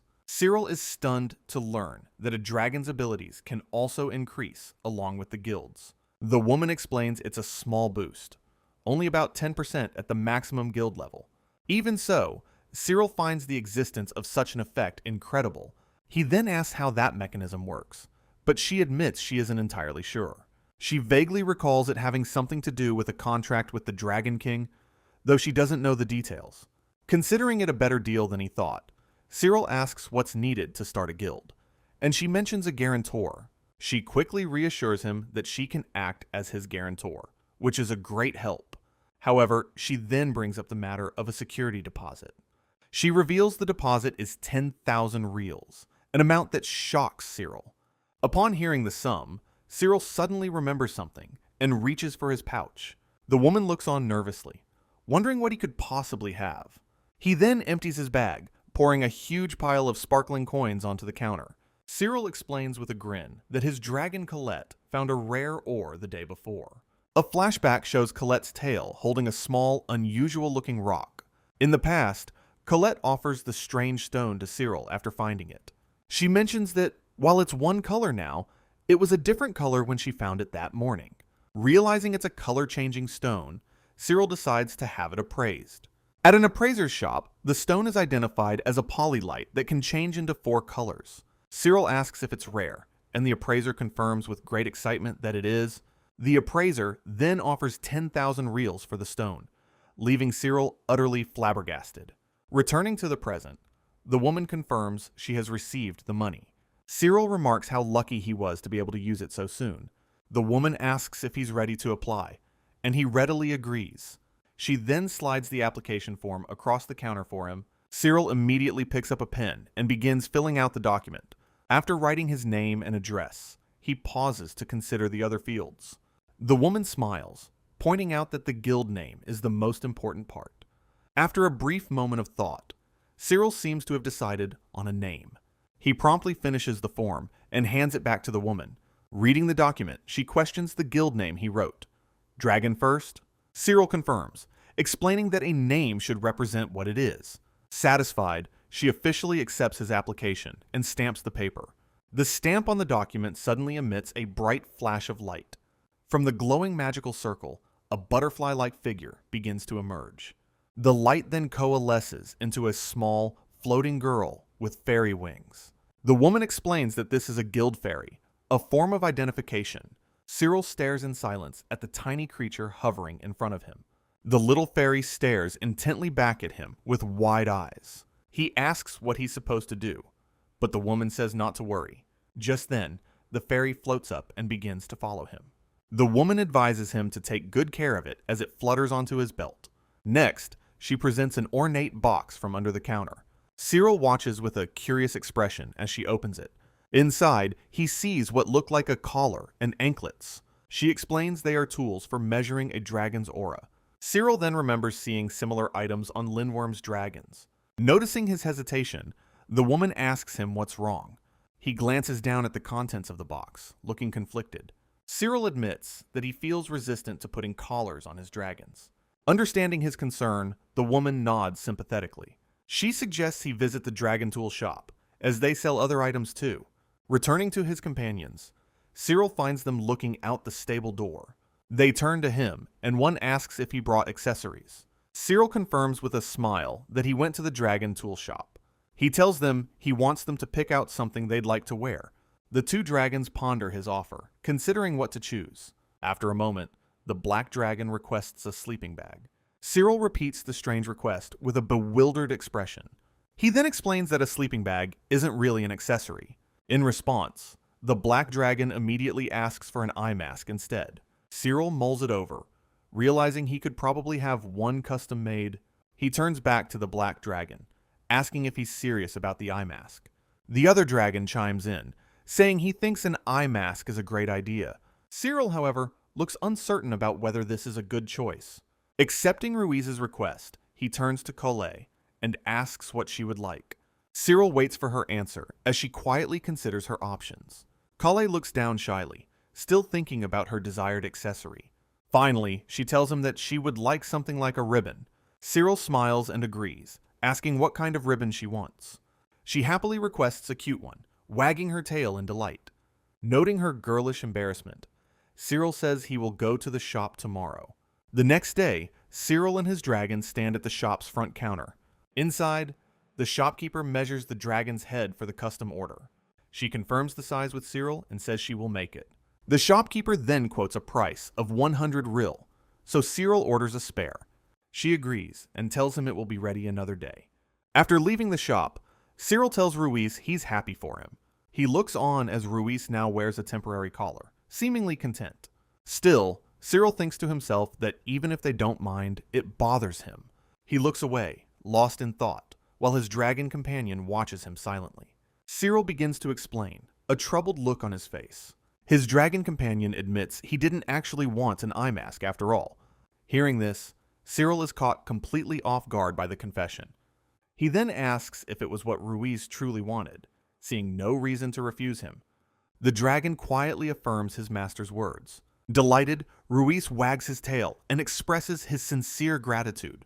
In that moment, a sudden flash of light surprises Sirill, who wonders what's glowing. He pulls out his guild card, which is shining brightly in his hand. Staring at the card, he is utterly baffled by the strange phenomenon.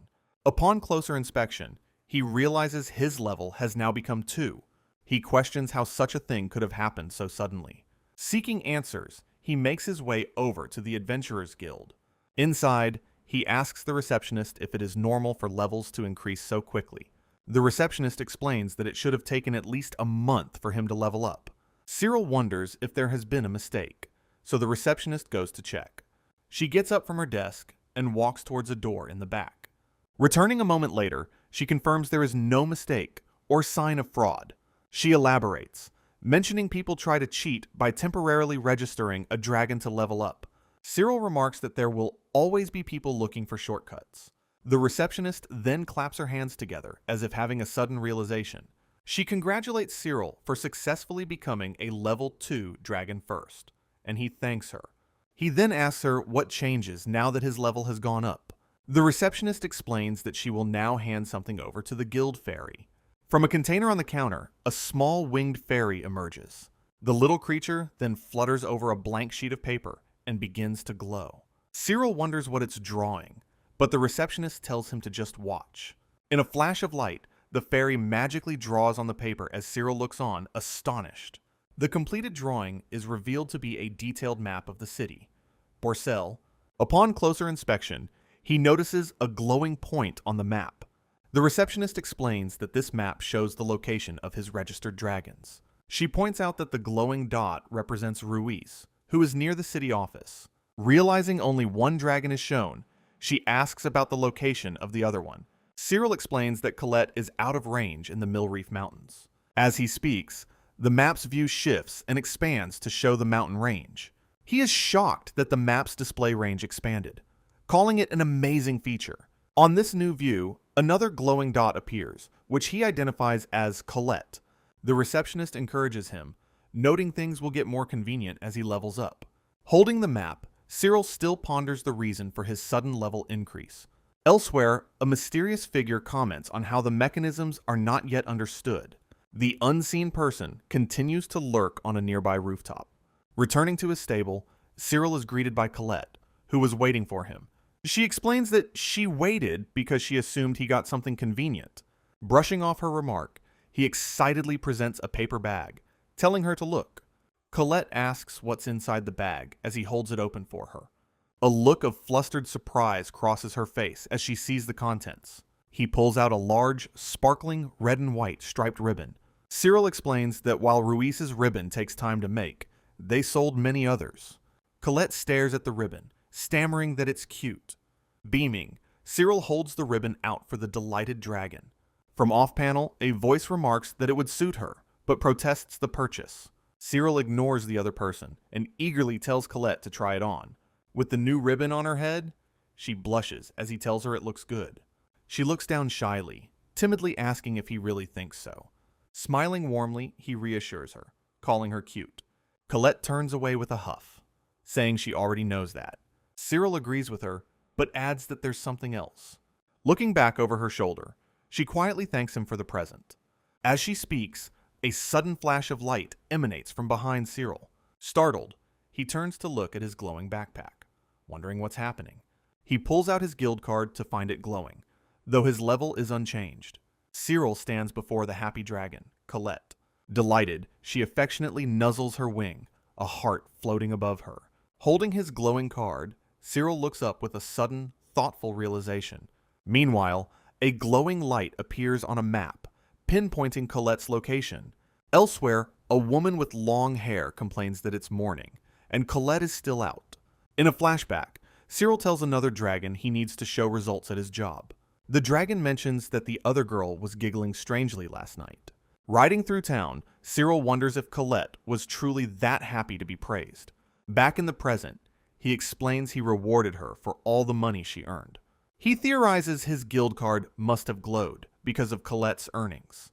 Having connected the dots, Sirill stands confidently in the middle of town. His other dragon, Ruse, is now happily wearing her newly completed eye mask. Sirill then tells Ruse he's off to find a job, to which she agrees. Arriving at the guild, he approaches the main bulletin board. His attention is caught by a notice, which he identifies as a commendation for Lindworm. The framed certificate is an award from the kingdom for their excellent work over the past year.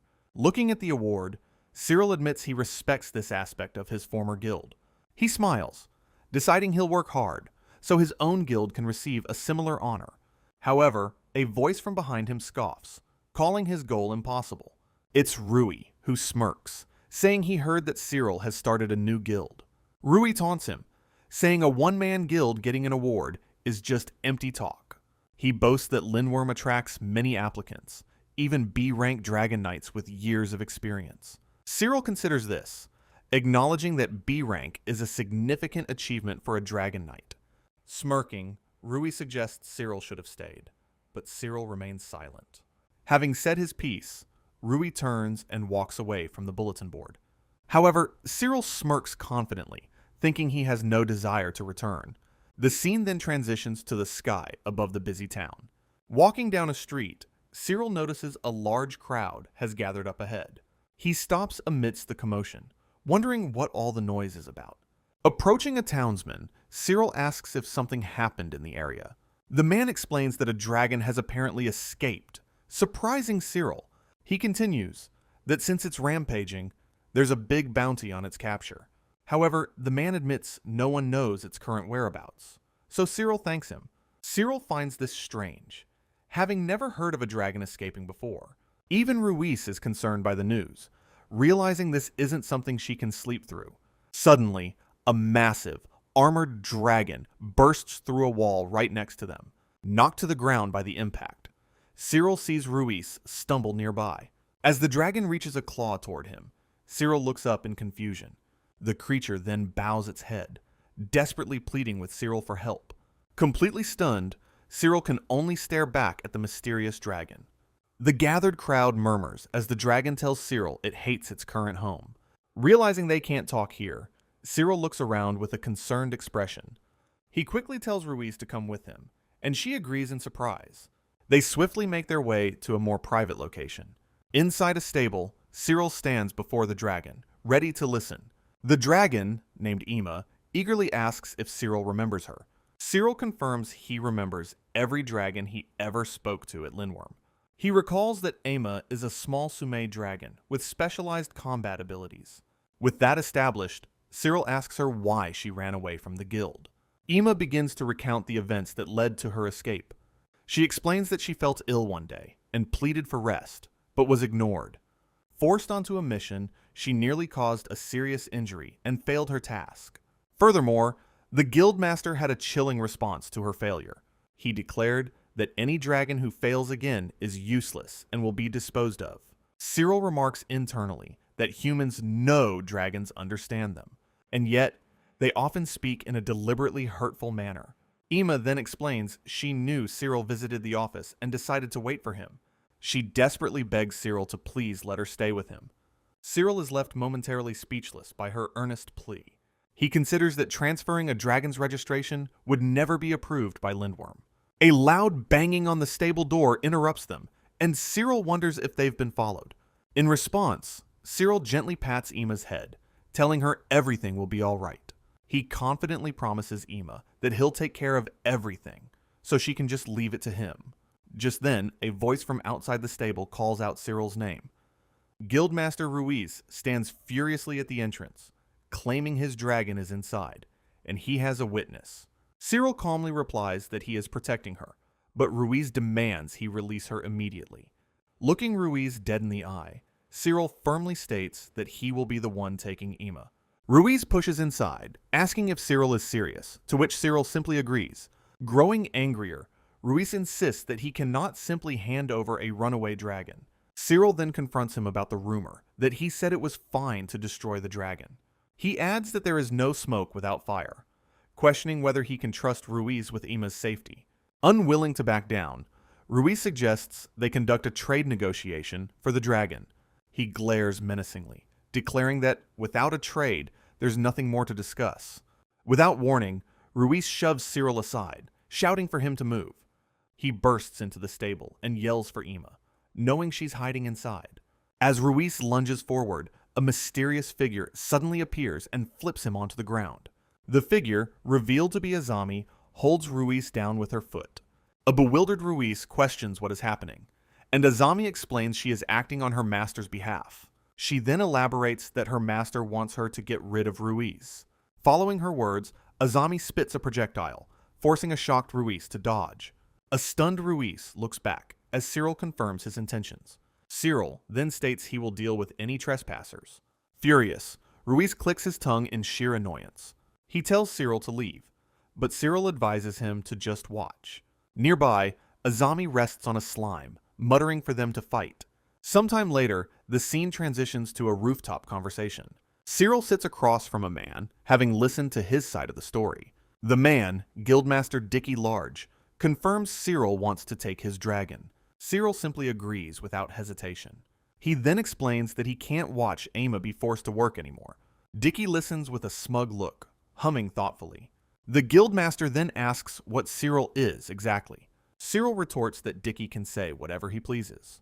In a flashback, Dicky's voice declares a useless, poisoned dragon is worthless. Returning to the present, Sirill starts to counter his point. However, Dicky insists the dragon is a Lindworm asset, and his reputation is on the line. Sirill listens silently, with a determined look.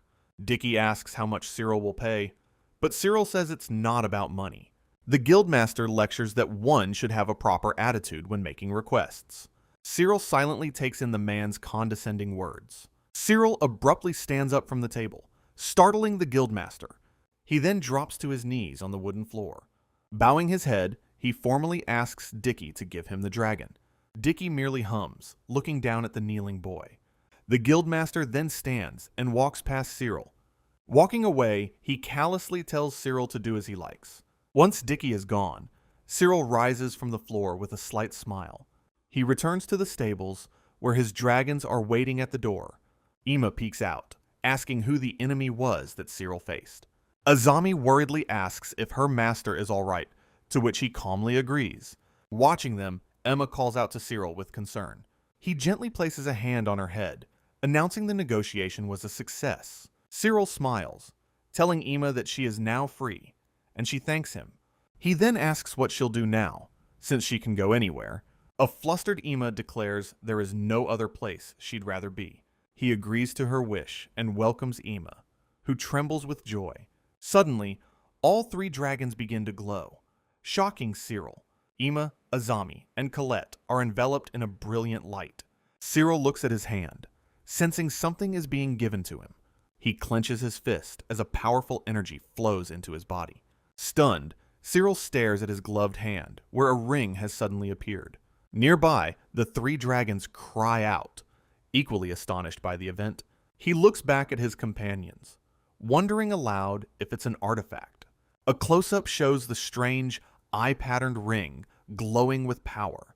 As the light fades, Azami identifies it as a dragon's secret treasure. She elaborates that it was forged by the Dragon King NM himself. Furthermore, the artifact borrows power from the main god, Roman Shi. Azami explains that it only manifests for those who are loved by dragons. Sirill thoughtfully repeats her words.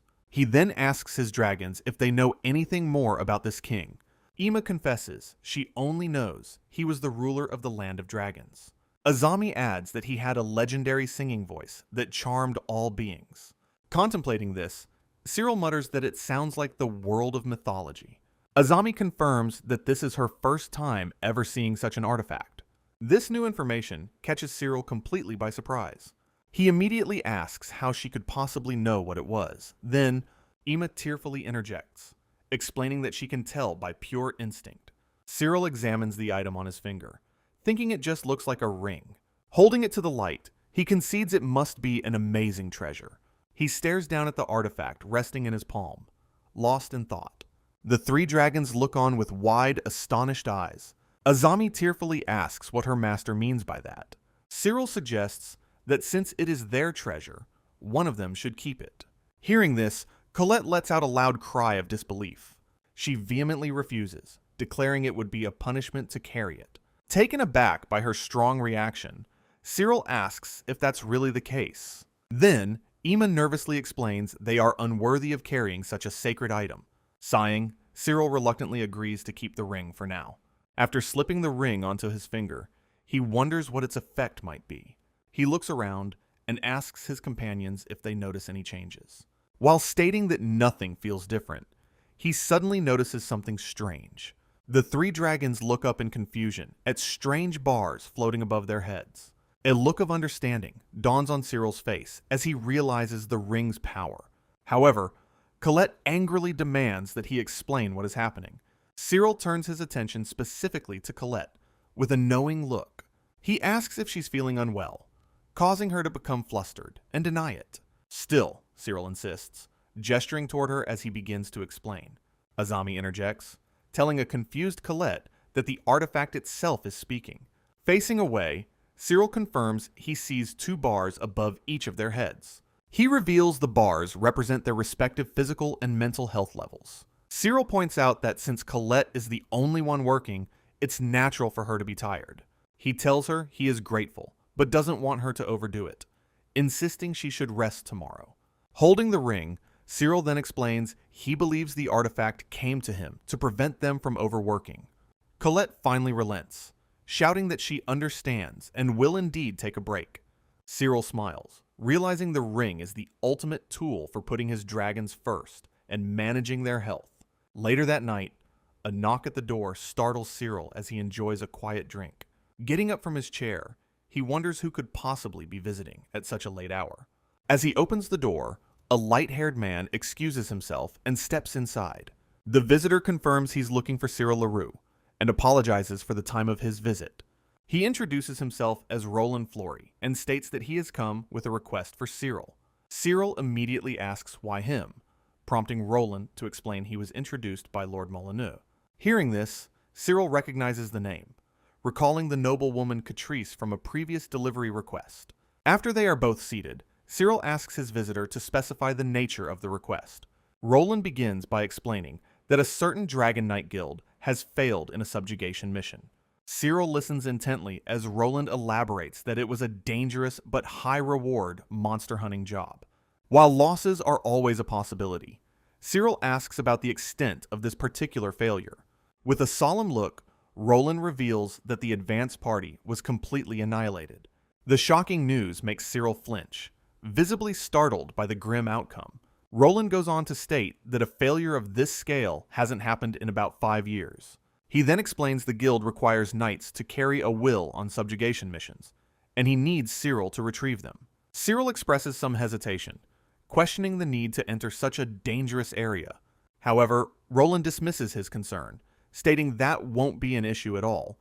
He explains that the guild's main force is already being deployed, so they won't need Sirill's help with the recovery. Roland then names the location as Danzig Valley, offering a reward of 5,000 real, which Sirill accepts. Thanking him, Roland adds that there is one more thing to discuss. He informs Sirill that any dragon equipment found can be kept, so long as the wills are recovered. A slightly flustered Sirill simply agrees to the generous terms. The next morning, a bright light signals the start of the day. Sirill begins preparing for his journey to Danzig Valley, tying up his supplies. While looking at a map, He calculates it will be a 3-day, one-way trip. Noticing his contemplative expression, Louise turns to him and asks what is wrong. She then asks what he meant about being allowed to keep any dragon gear they find. Startled, Sirill asks if she overheard his conversation from the previous night, and she confirms she did. Louise casually mentions that she has good hearing, prompting a small smile from Sirill. He then breaks into a sweat, realizing all his actions must be completely obvious to them. As he stands with Louise, Colette's tail begins wagging excitedly behind him. Louise explains to a confused Colette that a battlefield is essentially a mountain of treasure. She elaborates that because humans wear expensive equipment, it's common to sell relics found after a battle. Colette appears shocked and appalled upon hearing this revelation. Turning to Sirill, she asks if humans truly do such things, and he quietly confirms it. Sirill explains that there are stories about cursed magical items, and Colette listens sadly. He adds that Dragon Knight equipment is typically more valuable than standard gear. Colette understands that finding it is part of their compensation, which Sirill confirms. Despite this, a sense of unease lingers as they depart from the village. The group travels through forests and over mountains, journeying for 3 days. At last, they gaze upon a vast, rocky canyon stretching out before them. Sirill consults his map, confirming they have finally reached Danzig Valley. Colette lets out a soft gasp as she takes in the shocking sight. Below them, the entire valley floor is littered with the bodies of fallen dragons. Sirill grimly assesses the carnage, counting approximately 20 humans and 30 dragons. Louise comments on the gruesome and tragic scene, her expression somber. Turning to her, Sirill asks if she can sense any enemy presence in the area. She reassures him that it's safe, as she detects no lingering hostility. Sirill then shows them a locket, instructing them to find similar items on the bodies. With determined expressions, both Colette and Louise acknowledge the difficult task ahead. For a moment, Sirill and Louise stand together, silently surveying the desolate battlefield. Louise quietly remarks that this is a truly unpleasant job. Seeing her expression, Sirill gently tells her she can take a break if needed. Nevertheless, Louise resolutely walks forward, stating she'll do it because it's their job. Sirill watches her go, quietly thanking her for her resolve. As the sun sets over the desolate valley, the grim task is finally complete. Louise presents a cloth full of collected lockets, confirming they have retrieved them all. Sirill then turns to Colette and his other dragon, asking for their assistance. Colette gives a small affirmative grunt in response. She eagerly asks if they can finally leave this horrible place, now that they're finished. A tattered flag flaps in the wind, marking the unpleasantness of the mass grave. However, just as they prepare to depart, Sirill tells them to wait a moment. He explains that there is one more task he needs them to do. Louise and the other dragons turn to him, surprised there is still more work. Sirill calmly confirms that there is something else he wants to accomplish. Standing amidst the carnage, he announces they will bury the fallen knights and their dragons.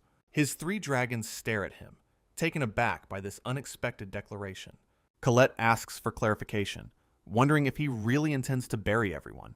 With a solemn look, Sirill acknowledges that is precisely his plan. He turns away, stating that it's simply too tragic to leave them exposed. Louise gazes at her master, her expression filled with a quiet understanding. From off-panel, a voice questions whether this is a bad idea. One of the other dragons clarifies, asking if he means to build graves for the dragons too. Sirill looks down, somberly confirming that he does. This answer seems to confuse Louise, who turns back toward her master questioningly. Louise quietly observes her master, calling him a very strange person. Sirill looks up, hearing a sound from one of the dragons behind him. Colette and the other dragon then agree, confirming that he is indeed peculiar. Facing away, Sirill apologizes for making them deal with his eccentricities. Louise looks upon his back with a gentle expression. Suddenly, Colette nudges her, admitting that while Sirill is strange, she believes he is a good person, which earns a quiet thank you from him. After some time has passed, Sirill finds himself summoned to the guild hall, wondering about the sudden call. He approaches the receptionist, Emma, asking why she sent him a letter. Emma explains that his guild has already reached level 3, a feat that usually takes months. As he processes this, a small guild fairy flutters beside his head. The fairy beams at him with a wide, cheerful smile. Sirill deadpans that it seems like the guild fairy is laughing at him. Noticing his sullen look, Emma asks if there is something wrong. She elaborates that for a one-person guild, his advancement rate is without a doubt the fastest in history. Standing at the counter, she reiterates the unprecedented speed of his progress.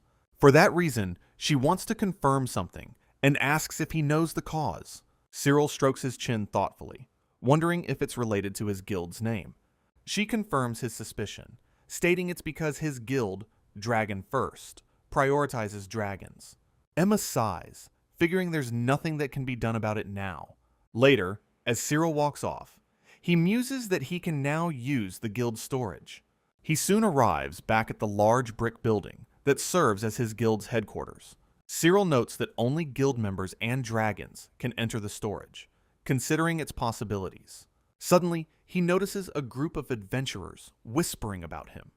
Realizing news has spread, some of the onlookers seem interested, while others eye him with clear suspicion. Continuing on his way, Sirill finds the suspicious glares somewhat bothersome. His train of thought is suddenly broken when he stops in his tracks, surprised. He spots a large covered carriage parked directly in front of his house.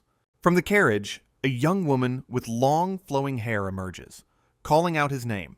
Sirill stares back at her, completely flustered by this unexpected visitor. He recognizes her as the princess, who beams at him with a dazzling smile. She happily explains that she wanted to see him, having heard all about his exploits. The princess recounts how he has completed many jobs and reached guild level 3 at record speed. Leaning forward, she excitedly proclaims he is now the most talked about dragon knight. Sirill touches his cheek, somewhat embarrassed by the high praise. He then suggests they continue their conversation inside, leading the princess up the stairs. Once they are inside the house, Sirill sits down with the princess and asks about the reason for her visit.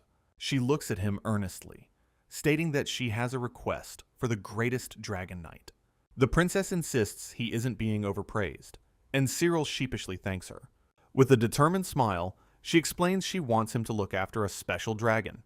Sirill considers the request, confident he can handle any dragon since he understands their language. He asks if she is sure he is the right choice, but she firmly insists on him. Sirill agrees to accept the job, much to the princess's overjoyed delight. He then proceeds to ask about the type of dragon in question. The princess brightly announces that it is a young phoenix-type dragon. Sirill sits frozen in his chair, completely taken aback by this news. He tries to recall what he knows, muttering about the name to himself. A voice from outside confirms that it is also called the Child of God. Stunned, Sirill asks why such a grand task is being given to him, making the princess jump.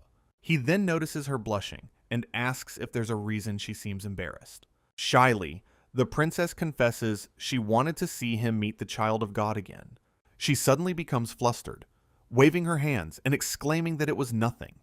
Changing the subject, she explains she wanted to give his small guild a boost with a prestigious job. Sirill smiles, touched that she had been thinking that far ahead for his sake. He formally thanks the princess for her consideration. Sometime later, the two are seen traveling through a rocky, mountainous path on a creature. The princess marvels at the smooth ride, while Sirill is impressed by how well-trained their mount is. Their mount suddenly makes a sound and comes to a complete stop. Sirill asks if a carriage wasn't an option, but the princess cheerfully says this is fine. Suddenly, their mount turns its head, telling its master not to worry. The creature explains that it will walk carefully to stay on its rider's good side. An embarrassed Sirill pats the mount, acknowledging that her point is valid. He then turns to the princess, mentioning that he did some light research on the matter. Sirill recalls that the Child of God supposedly died long ago and had no offspring. The princess confirms his information is correct, prompting Sirill to ask what that means. She clarifies that the Child of God is a phoenix, and only one is said to exist. Instead of procreating, she continues, a legend says it revives itself after death. Sirill is completely stunned by the news, stammering in disbelief that it can be revived. Their mount chimes in, confirming that it has heard of this legend as well. Other dragons mention it is an existence beyond them, unable to take damage while alive. Awestruck, Sirill comments on how incredible the child of God is, and the princess smiles. She explains that it hasn't been revived in hundreds of years, but believed Sirill could manage it. Sirill nervously sweats, wondering if such a monumental task is truly possible.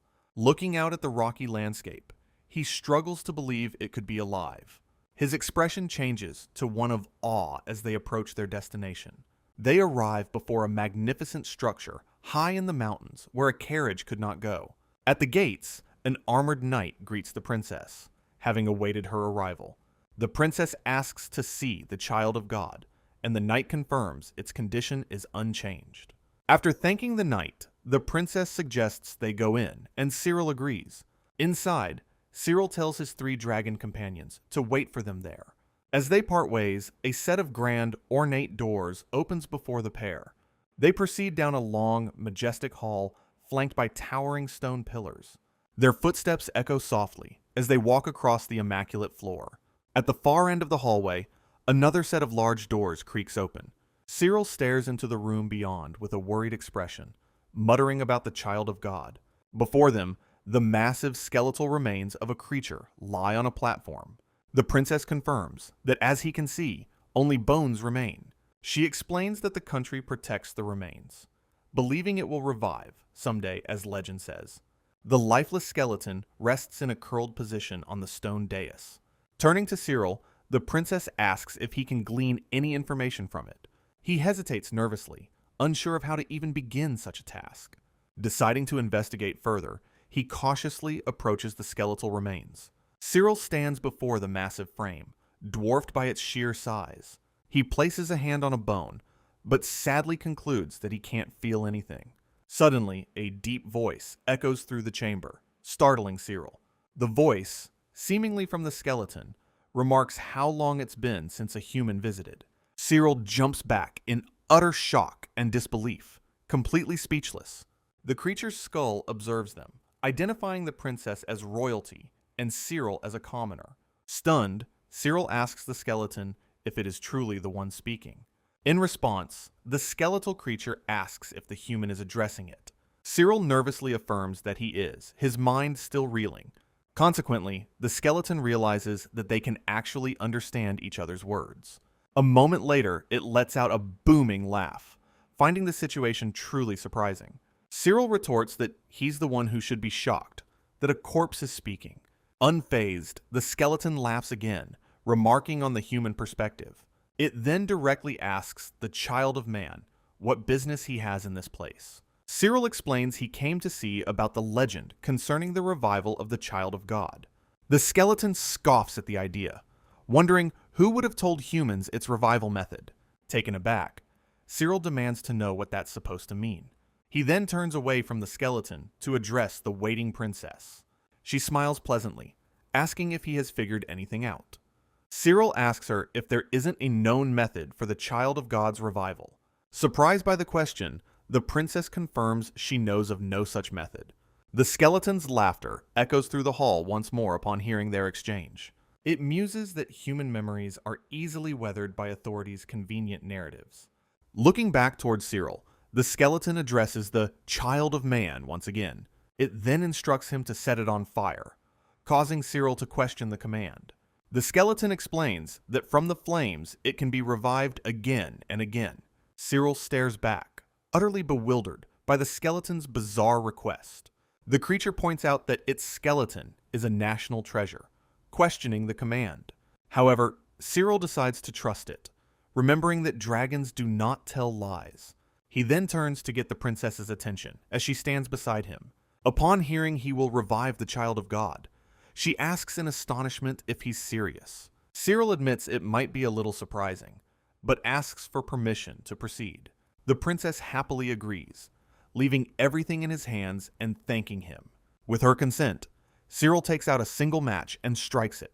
As the princess watches with unease, he tosses the lit match towards the bones. She cries out his name in alarm as the match falls toward the skeleton. The tiny flame lands directly upon the ancient skeletal remains on the dais. In an instant, a massive pillar of fire erupts from the bones. The roaring flames surge violently, reaching high into the chamber's ceiling. Sirill and the princess can only stare, wide-eyed and speechless, at the inferno. As the intense heat washes over them, Sirill utters a choked sound of disbelief. Suddenly, a triumphant laugh echoes from the blaze as a new shape forms. A fiery head appears from the flames, thanking the Sirill and the princess look on in complete awe and shock at the reborn creature.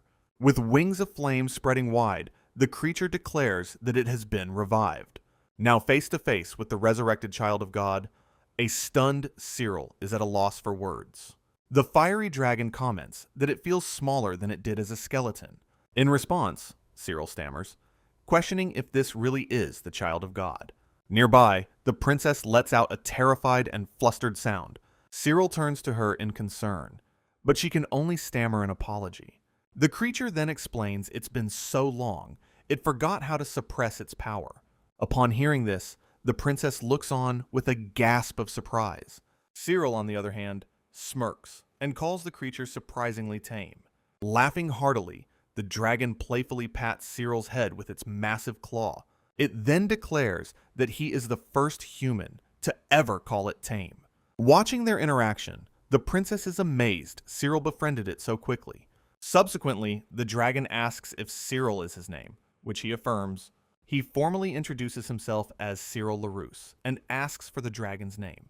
However, the creature states it doesn't have one, surprising Sirill.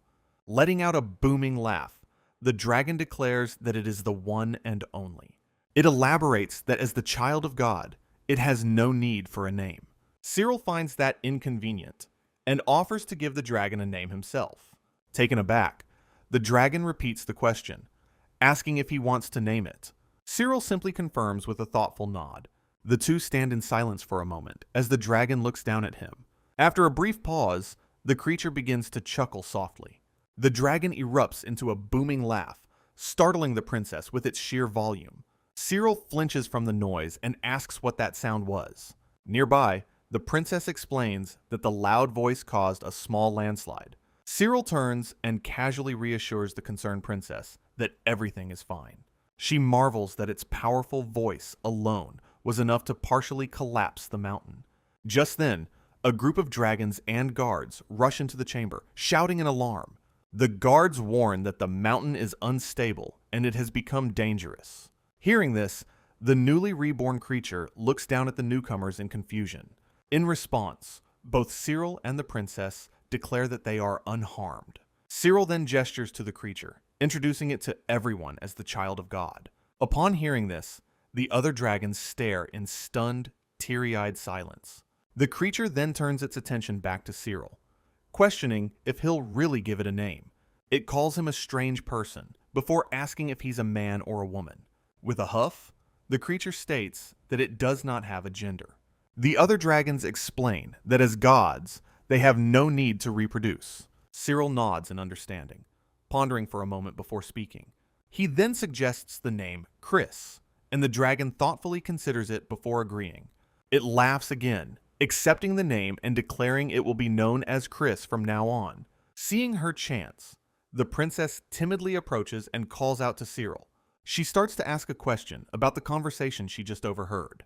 The princess reacts with shock that Sirill simply gave the creature a name. Sirill then worriedly asks Chris if he was being rude, but it just laughs. It assures him not to worry, since it was the one who gave its approval. Chris then changes the subject, asking Sirill if he still has his Aki. It clarifies by offering to form a contract with him, leaving Sirill confused. Chris appears surprised, questioning how Sirill could be unaware of contracts. It points out that Sirill is a dragon knight, a fact he confirms. Chris then turns to the princess, asking if the royal family is also ignorant. She nervously admits she has never heard of contracts between humans and dragons. Sirill then asks the other dragons if they know anything about it. Louise, Colette, and Emma all confirm they have never heard of such a thing. Chris seems genuinely surprised that no one remembers the old customs. It laments that in just a few hundred years, the human-dragon contract has vanished. Still confused, Sirill asks again what exactly this contract entails.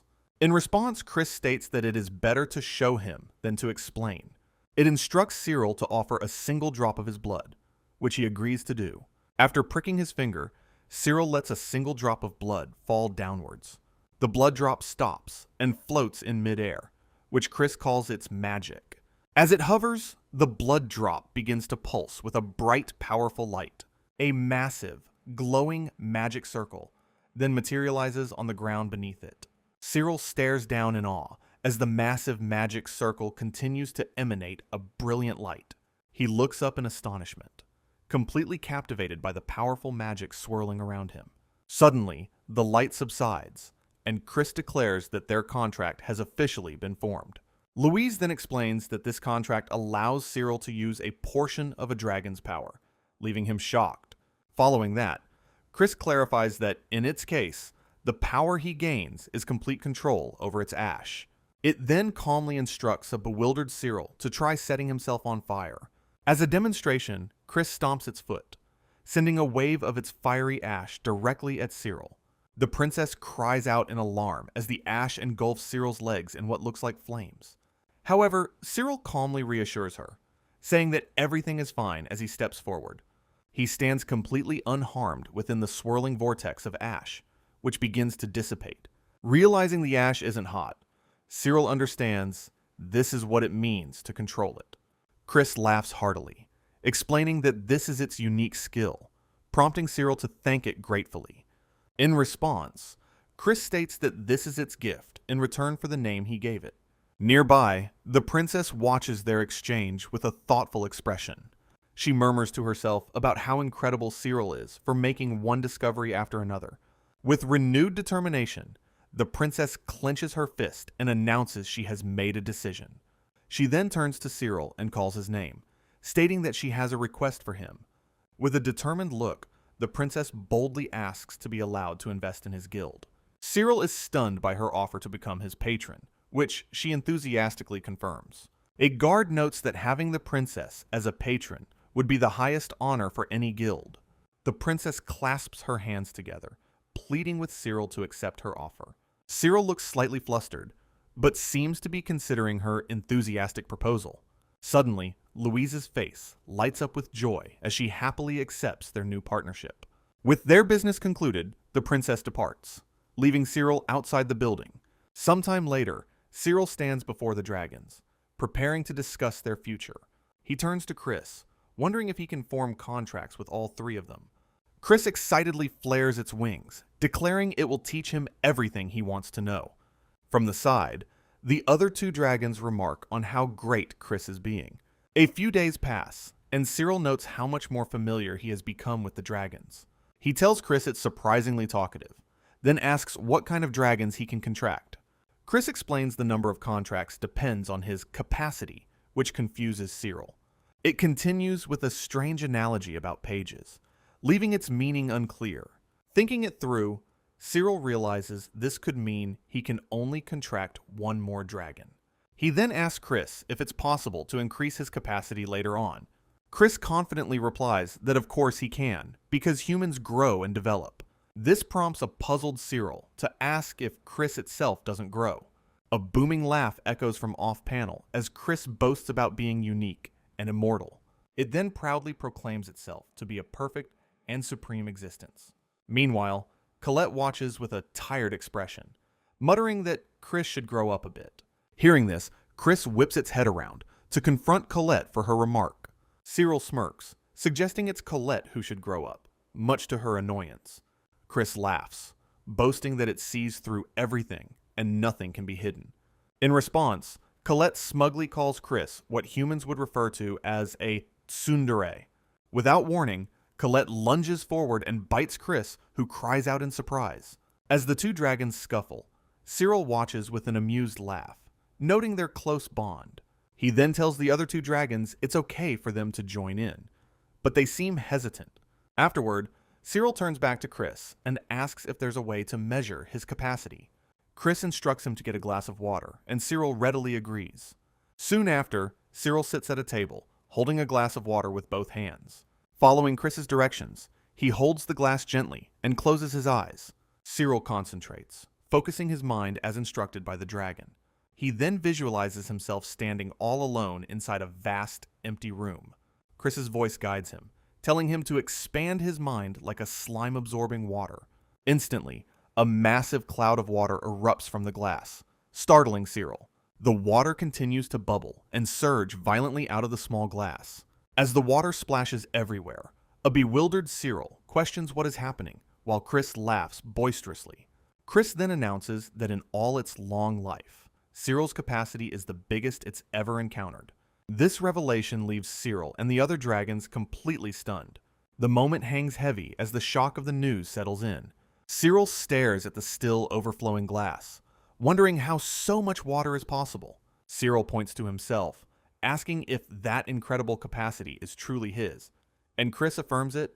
Chris then compares Sirill's capacity to that of an emperor's harem, saying he can contract with that many dragons. Louise congratulates her master on his amazing potential, while the other dragon notes that more is always better. Turning his attention to a quiet Colette, Sirill asks if something is wrong, but she quickly insists it's nothing.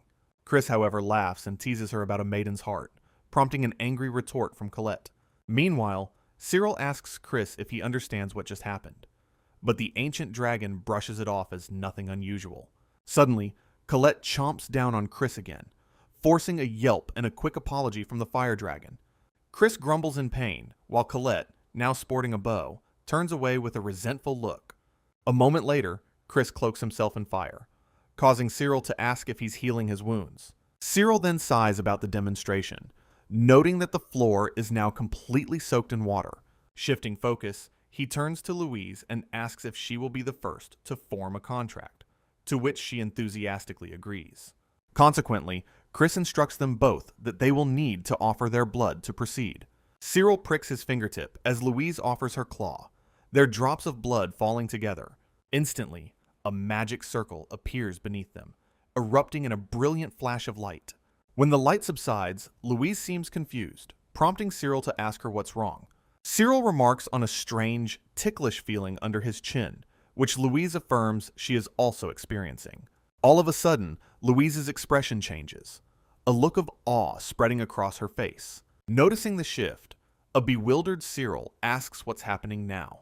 In a daze, Louise says that her master looks even more handsome than usual, like a god.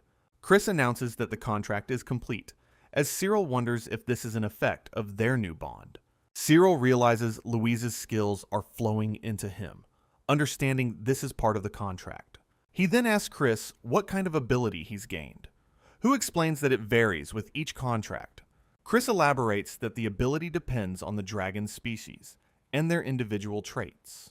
With a smile, Sirill tells Louise to demonstrate her unique skill. Suddenly, Sirill collapses to the ground, appearing to have fallen instantly asleep.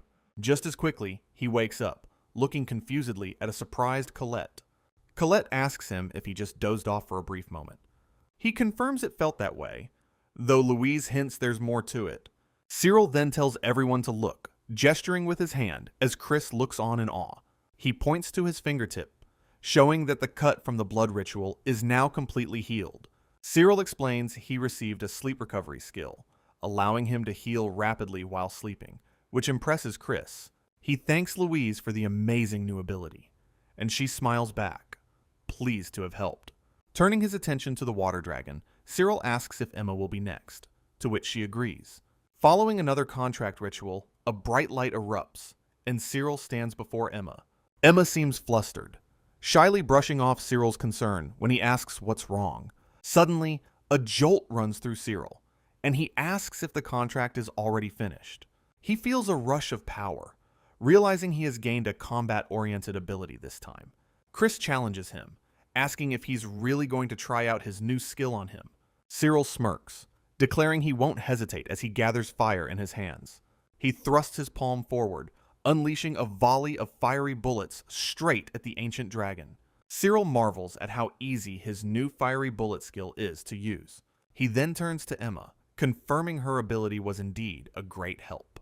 Afterward, Sirill calls out to Chris, who simply laughs off the powerful attack. The ancient dragon then challenges Sirill to attack him with even more force. Sirill contemplates the skill's name, Nine-Finger Bullet, wondering about its meaning. He tries to fire a bullet from his thumb, but it fails to activate. Chris explains this is due to his right thumb, pointing it out specifically. The dragon elaborates that the right thumb symbolizes authority in humans.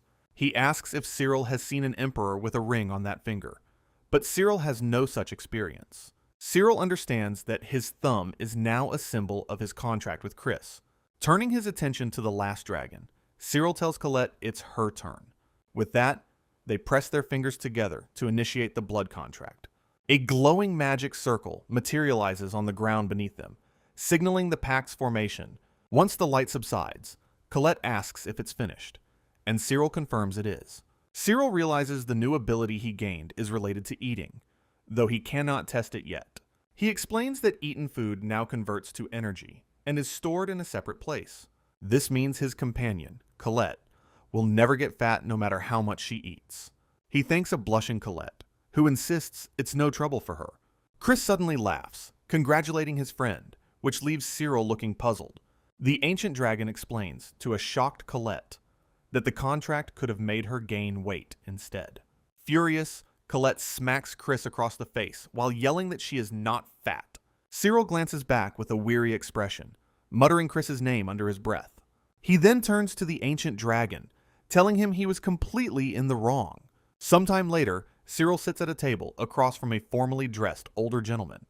The man begins their conversation, and Sirill listens intently. With a hand to his chest, the man politely introduces himself as Sebastian Bernard. Sirill gives his own name, prompting Sebastian to bow low, saying it is an honor.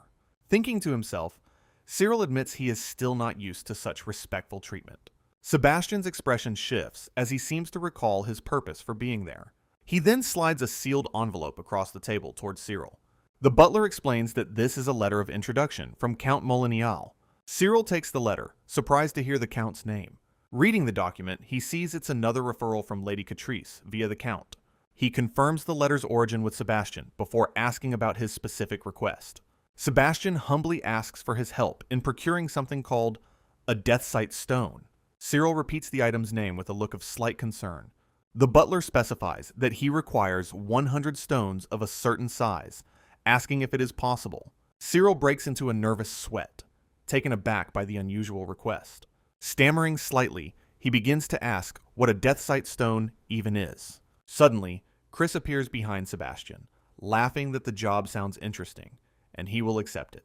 Sirill angrily snaps Chris's name, as a bewildered Sebastian looks on in shock. Suddenly, Chris's dragon form bursts through a window, telling Sirill not to appear so suddenly. A flustered Sebastian apologizes, realizing the newcomer was Sir Larouse's dragon. Sirill then asks Chris what that was all about, but the dragon simply asks, "What?" The ancient dragon confidently states he knows where to find the deathsight stones, and guarantees success. Sirill looks doubtful, questioning if he can really trust him. Nonetheless, he turns back to Sebastian and nervously agrees to take on the request. Sebastian expresses his admiration, remarking that Dragon First is truly decisive. Later, the group travels through a vast, mountainous wilderness. The small spotted dragon complains from afar, questioning why it had to come with them. Chris taunts the little dragon, asking if it wanted to have Sirill all to itself. Sirill interrupts, asking Chris what exactly a deathsight stone is, since he seems to know. With a simple, "That's right," Chris confirms Sirill's unspoken thoughts. He explains it's a type of jewel, but its appearance isn't favored by humans, and obtaining it is dangerous.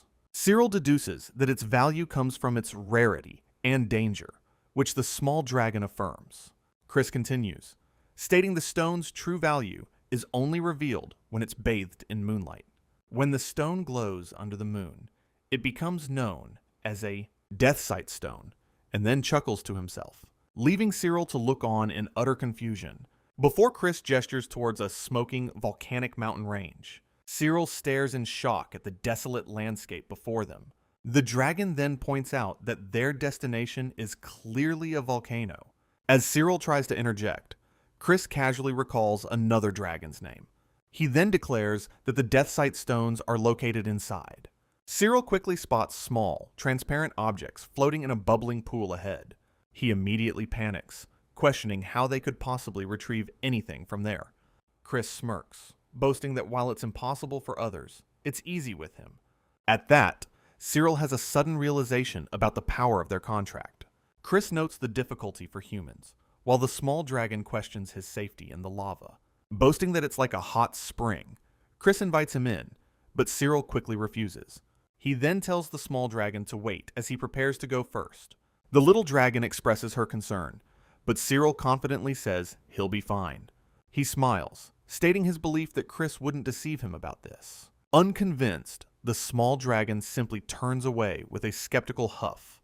With that, Sirill takes a decisive step, submerging his boot into the bubbling liquid. He stands fully within the murky pool, looking around at the steamy environment. Turning back in amazement, Sirill confirms it's not hot at all, as Chris laughs triumphantly.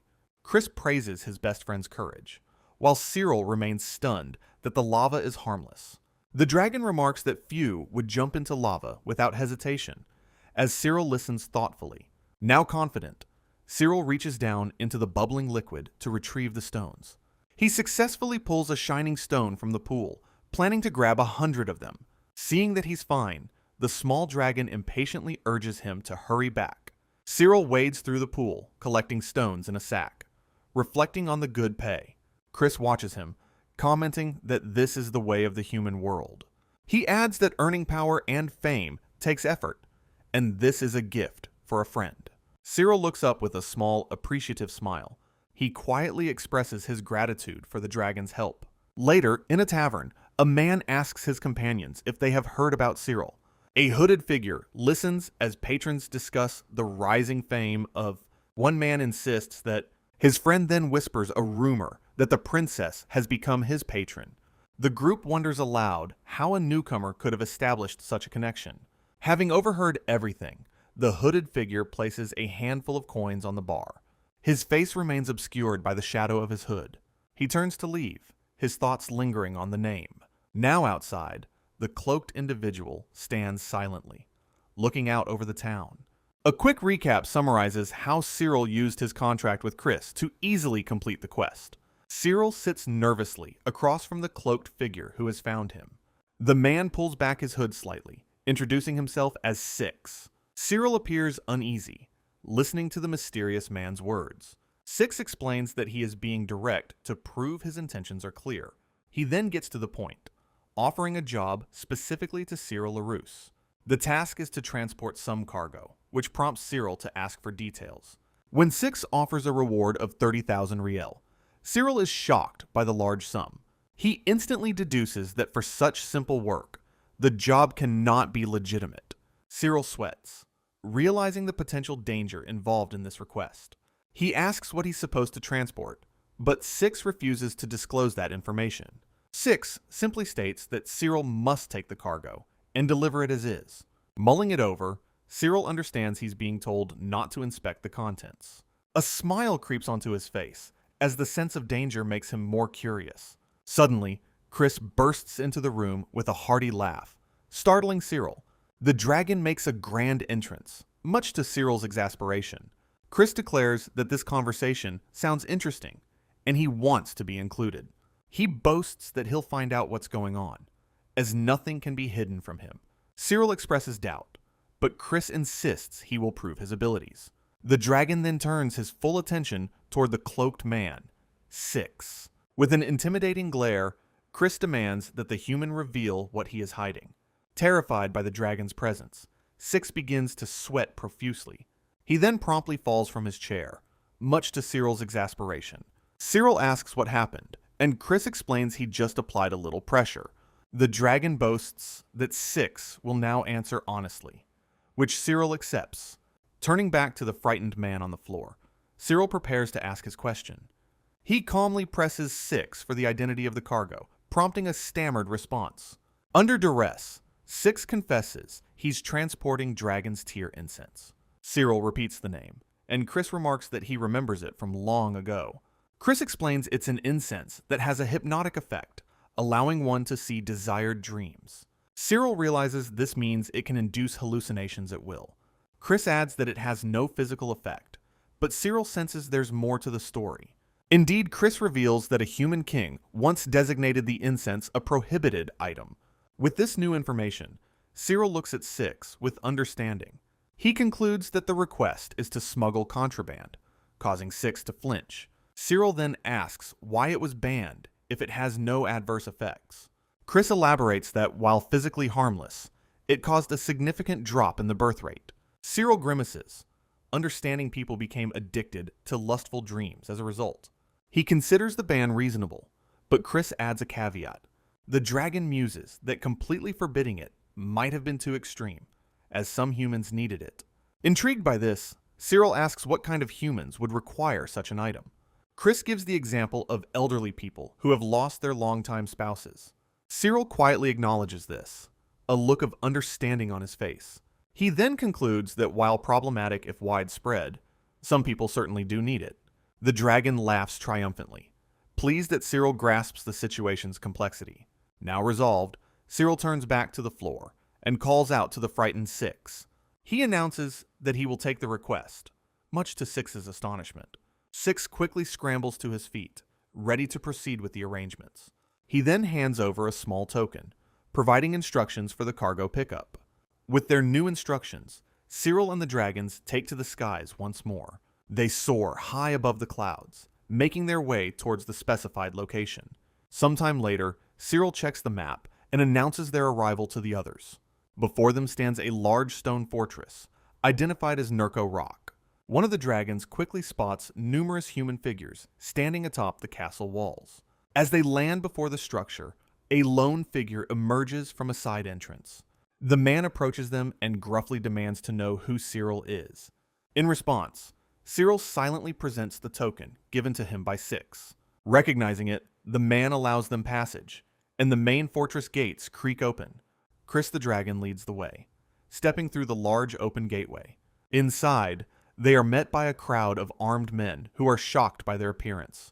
A man at the front of the group steps forward, addressing Sirill as the Guildmaster. The Guildmaster smirks, explaining this is their first time dealing with such a request. He then demands a demonstration of Sirill's power, much to Sirill's annoyance. With sudden speed, the Guildmaster acrobatically leaps backward toward his men. He lands smoothly, commenting that the rumors about Sirill were certainly not exaggerated. Behind him, an intense aura of power explodes from where Sirill and the dragons stand. As Sama calls his name, Sirill determines to use his contract ability. He unleashes a powerful blast of 9 fireballs, which erupts over the assembled men. The guild members are left scorched and writhing on the ground as their leader curses. Sweating, the Guildmaster grimaces, acknowledging that Sirill is quite powerful. Sirill extinguishes a lingering flame on his fingertip, asking if the display was satisfactory. Accepting defeat, the Guildmaster tells Sirill to follow him to receive the job. As Sirill follows, one of the smaller dragons chuckles mischievously. Chris then asks Sirill if he intentionally unleashed all that power at once. Sirill confirms, stating it used 30% of the energy he has yet to fully store from Colette. A worried Sama asks if her master is alright, to which he gives a simple nod. He elaborates that a show of force was necessary for that particular situation. Chris agrees, praising Sirill's excellent judgment in not holding back his power. The white dragon then glances around, beginning another thought. He notes the irritating stares from the guild members. Who were the ones testing them? The men indeed stare in shock and fear as the dragons confidently stride past them. As Chris the dragon laughs heartily, a confused Sirill questions his amusement. The dragon smugly replies that he was just giving the men a little glare. Smiling, Sirill thanks his trusted friend for the support. However, their progress is halted when the Guildmaster turns to address them. He nervously complains that he wasn't told Sirill was taming such a monster. Sirill looks on with an unimpressed expression, dismissing the man's fear. He then changes the subject, asking about the cargo for their job. With a click of his tongue, the Guildmaster reluctantly announces, "This is the place." He immediately shouts at his subordinates, who respond with nervous salutes. Meanwhile, Sama asks Chris why they've stopped walking. Chris explains that when being judged, it's dangerous to show any hint of weakness. Sama realizes Sirill is deliberately intimidating them, and Chris confirms this is exactly right. The guild members then present several large wooden crates, declaring this is the shipment. Subsequently, the Guildmaster explains Sirill must deliver the goods to a man named Gigu in manhwa. He adds that manhwa has an outer wall with checkpoints that Sirill must get through on his own. Hearing this, Sirill touches his chin and begins to contemplate the new problem. He pictures a heavily fortified wall and considers the issue of the checkpoints. Standing on a hill overlooking the area, the group wonders what their next move should be. Sama worries their dragon scent will make getting through the checkpoints a huge problem. In response, Chris explains that large towns use checkpoints to inspect people and goods. Sirill acknowledges Chris's extensive knowledge, which the dragon attributes to past experiences. Taking this in, Sirill silently ponders their next move. He worries that they cannot risk being discovered with contraband. Although Colette is hiding the cargo, Sirill decides they must first scout the checkpoint. He then turns to Chris, hoping for a plan that uses a Mushosu's specific traits. Looking down at a flowing river, Sirill continues to think. Suddenly, inspiration strikes as he realizes the river is the key to their problem. Calling out to a surprised Colette, Sirill begins to explain his idea. A confident smile appears on his face as the strategy takes shape. Sometime later, the group arrives at the heavily fortified manhwa checkpoint. As they approach the gate, Sirill gives Colette a subtle signal. He quietly tells her to proceed exactly as they had planned. With the reputation of Dragon First on the line, their smuggling attempt begins. A guard immediately steps forward, shouting for them to halt. The guard then asks if Sirill is a Dragon Knight, to which he calmly confirms. Sirill presents his guild certificate, introducing himself as Sirill Ruse of Dragon First. While Sama looks on, the guard verifies the presented information. However, the guard's attention quickly turns to the dragons with them. He observes that the Mushosu appears to be hiding something in its swollen belly. Though Colette claims it's nothing, the guard demands she reveal what's inside for his inspection. The guard presses Colette, demanding to see everything, while Sirill contemplates the situation. Stepping forward with a sigh, Colette agrees to comply with the guard's request. Suddenly, a tremendous torrent of water erupts from the Mushosu's mouth. The massive flood of water surges through the checkpoint area. An unending stream continues to pour out from Colette. As the deluge continues, the guard shouts in disbelief at the unbelievable sight. Other guards and townspeople look on, shocked by the sudden flood. Sirill calmly explains it's just water, but the guard questions the excessive amount. After spitting everything out, Colette turns to ask if the guard is satisfied. Flustered and defeated, the guard impatiently waves them away. He yells for them to get inside, granting them entry into manhwa. The group then proceeds past the gate and into the town streets. Once inside, Chris expresses his amazement at how smoothly the plan worked. Sirill explains to Colette that a trick like this will only work once. It is then revealed that only the water was expelled, leaving the contraband inside her. With the checkpoint cleared, Sirill states their next mission is to find Guig. As they explore, they remark that manhwa seems much livelier than Borcel. Chris informs the group that a former Dragon Knight guildmaster founded the town. Sirill listens, wondering how a person could manage to build their own town. He then muses about his own desire to create a town specifically for dragons. As his group walks through manhwa, Sirill continues to fantasize about a town for dragons. Suddenly, Mushosu gets his attention, pointing towards a nearby building. They look up and spot a large sign with a crest that matches their tally. Realizing this is their destination, Sirill confidently decides they will enter. He then steps through the darkened doorway, leading his dragons into the establishment. Inside, the group stands together, taking in the unfamiliar surroundings of the shop. A man with spiky red hair immediately confronts them, demanding their identities. Sirill calmly introduces himself to the man, who listens with a weary expression. Sirill asks if he's Guig, and the man simply acknowledges that they have arrived. Getting straight to business, Sirill gestures for Colette to present the delivery. At his command, Colette spits the large wooden crate onto the counter with a thud. Guig tells Sirill to confirm the contents of the crate he has just received. Lifting the lid, Guig reveals neatly arranged rows of small spiked objects. He picks one of the items up, inspecting its quality with a discerning eye. After a moment, Guig confirms that he officially accepts the delivery. He then gestures for his associates, who bring forward several other crates from the back. Guig places a locked wooden box on the counter, presenting it as their reward. Colette eagerly nudges the payment box with her snout as Sirill looks on, Sirill questions if Geeg is sure he doesn't need to count the delivered items. With a slight smile, Sirill states that if the payment is short, there just won't be a next time. Geeg simply huffs, seemingly unimpressed by Sirill's bold statement. Having concluded their business, the group steps back out onto the city streets. Colette cheerfully notes they easily earned 30,000 rials, but Sirill remains silent. He considers that the payment was only for transporting the dragon tier incense. Sirill then decides to investigate further, suspecting the merchants are making a huge profit. Suddenly, Mushisu and his other head look up toward the rooftops with curiosity. Their attention is drawn to a large building, which they recognize as a dragon user's inn. Later, inside the inn, Colette yawns while Sirill comments on the town's impressive size. One of the other dragons expresses its surprise at finding so many merchants handling the incense. Sirill agrees, realizing there must be a huge demand for it within the city. The dragons then discuss how it's a prohibited item and question Sirill's morals.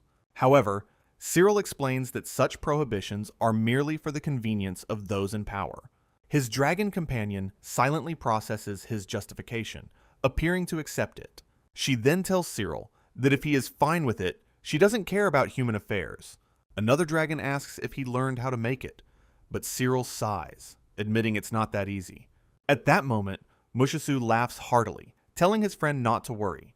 He confidently places a claw on Sirill's shoulder, claiming that he knows the method. Startled, Sirill asks if he truly knows, and Mushisu enthusiastically confirms it. Meanwhile, Colette drowsily murmurs from her bed that she expected Chris to know everything. Mushisu begins to explain, stating that it has nothing to do with dragon tears, but is simply called dragon tier incense. Mushisu clarifies that the ingredients are not special, mentioning only a need for dragon affinity. He then instructs his friend Sirill to procure a fruit known as a galleon. Sirill agrees, realizing he can easily find it at a fruit stand in town. With that, he heads out into the market, which is lined with stalls selling produce. He soon finds a peculiar, horned fruit and identifies it as the galleon. The shopkeeper cheerfully explains that it's also called a bull's horn, and people eat what's inside. Pleased with the large purchase, the vendor offers him the entire stock. Sirill pays the woman and takes the full sack of galleon fruits. Afterward, he walks back through the town streets toward the inn. Returning to the room, Sirill presents the fruit, and Mushisu confirms it's the correct one. Mushisu then notes that Colette is still fast asleep on her bed. The other dragons gather around, asking if they should just swallow the fruit whole. Sirill questions if they should break the shell, but Mushisu replies, that's just the human way. Instead, he instructs them to swallow it and keep it in their first stomach pouch. Sirill asks if Chris is eating one too, but the dragon explains he doesn't need food for sustenance. Hearing this, the other dragons laugh heartily, calling him useless. Colette's dragon, holding the galleon, asks what they should do after swallowing it. Mushisu reveals they must wait 1 month, which startles Sirill. Mushisu elaborates that the fruit's thorns will create a substance inside their stomachs without piercing them. Sirill inspects the pearl-like object from inside the fruit with curiosity. Mushisu clarifies that after maturing, the secretions harden into dragon tier incense. Upon hearing this, Sirill finally grasps the entire process. He then turns to the dragons and questions if the method is really that easy. Mushisu lets out a hearty laugh, calling his friend careless. Confused by the comment, Sirill asks him to explain why. From the rooftop, Mushisu states that it may be easy for Sirill, but not for others. He explains an ordinary dragon knight couldn't make a dragon keep the fruit in its stomach for a month. Sirill is struck with a sudden realization, seeing the truth in Mushisu's words. The dragon confirms it would be difficult for anyone but his soul friend. Sirill then apologizes to Colette's and Emma's dragons for asking so much of them. He expresses concern that swallowing the fruit might be harmful to their stomachs. However, Emma's dragon confidently reassures him it's a simple task for her. Relieved, Sirill sincerely thanks both dragons for their help. But soon after, he trails off as another thought comes to mind. He muses that many people probably know the recipe for the incense. Sirill worries that he'll arouse suspicion as a dragon knight if he keeps buying galleon. Therefore, he concludes it would be better if he could produce the galleon himself. Mushisu chuckles, telling his soul friend that he's more than just a dragon knight. He proclaims Sirill also has the makings of a great merchant, which shocks the boy. Mushisu dismisses his concerns, calling it a simple matter of business. He explains that people profit at every stage, from materials to sales. Sirill then realizes Mushisu is suggesting he control the entire production line. Furthermore, Mushisu warns that relying on others means they control his business's lifeline. Pondering this, Sirill agrees it would be a fatal weakness to depend on a single supplier. Despite this, he still appears uncertain about the prospect. Emma's dragon then chimes in, worried he'll get in trouble if he's caught producing galleon. Sirill acknowledges it must be done secretly, but Colette's dragon expresses her own doubts. She questions how he could possibly hide the vast amount of land needed for farming. This difficult question leaves Sirill stumped and at a loss for words. After a moment, he admits that such a feat would be impossible for him. However, he then declares that he knows someone who can do it. A brief memory flashes by, showing a figure among dragons in a barren land. The very next day, Sirill walks purposefully through the manhwa dragon market. He approaches a merchant's desk and asks if they have a young Gargyu dragon. In response, the merchant leads Sirill through an enclosure filled with pens. Gesturing toward a specific area, the man invites Sirill to follow. Sirill's eyes widen in shock as he spots a small shackled dragon. Kneeling down, he gently introduces himself to the sad-looking creature. The chapter then ends, promising to continue the story. Sirill explains to the small dragon that he can understand its language.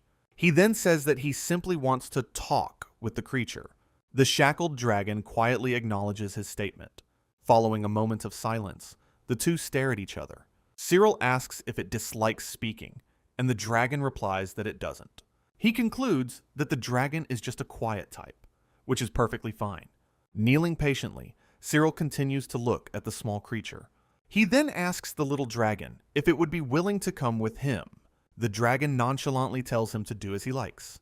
With that settled, the two set off from the market. As they walk down the street, Sirill decides the dragon needs a name. He turns back and asks if it has any preferences. The dragon, trotting beside him, silently shakes its head. Sirill calls out to the distracted creature, asking if it's listening. Slightly startled, the dragon halts its steps and looks back. It explains it was listening, but isn't used to being asked its opinion. The dragon then adds that it doesn't care what name it's given. Smiling at the response, Sirill thinks for a moment. He suggests the name. Sirill continues walking, a thoughtful expression on his face. Sirill realizes the dragon's quiet nature is not a rejection. He then names the creature Yui and officially welcomes it. After a moment, another thought suddenly strikes Sirill. He turns to Yui and asks about its rumored ability to deceive its surroundings. Finding it hard to explain, Yui hesitates, but Sirill encourages it to try. The dragon reveals it has two abilities, prompting Sirill to ask about the first one. Yui explains it can make itself and anything it touches completely invisible. Sirill expresses his amazement at such a powerful and useful ability.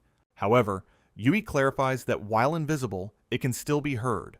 Finding the rules clear, Sirill then inquires about the second ability. Yui states that it can change the perception of its surroundings, confusing Sirill. Sirill quietly contemplates what, admitting he doesn't understand, he politely asks for a demonstration. The little dragon casually agrees to his request. Sirill points to a nearby house, suggesting Yui can show his friends who are inside. As they step through the door, a large, horned figure welcomes their master home. Two other dragonkin companions look over with expressions of surprise. One of them immediately asks if Sirill has brought home another new child. Completely bewildered, Sirill stares back, unsure how to respond. While he looks around frantically, Yui calmly asks if the person is there. The other dragonkin express their surprise, confirming they really couldn't see the newcomer. Sirill then apologizes, admitting he didn't notice Yui either. He continues to look around, utterly perplexed by the situation. Sirill then wonders if he only missed Yui because of its small size.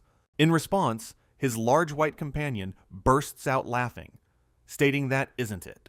He explains that the three of them were completely unable to perceive their new friend. This leaves Sirill utterly speechless, trying to process the information. Recovering quickly, he formally introduces the small creature as Yui. He proceeds to introduce his three companions, Luis, Colette, and Chris, to the little dragon. Afterwards, Sirill turns to Yui and asks if it can now show him its other ability. The small dragon replies that it already has, causing Sirill even more confusion. At that moment, the large white dragon tells him to pay attention. He then reminds Sirill that he had just explained that the three of them couldn't see him. A sudden realization dawns on Sirill, and he asks Yui if that was the second ability.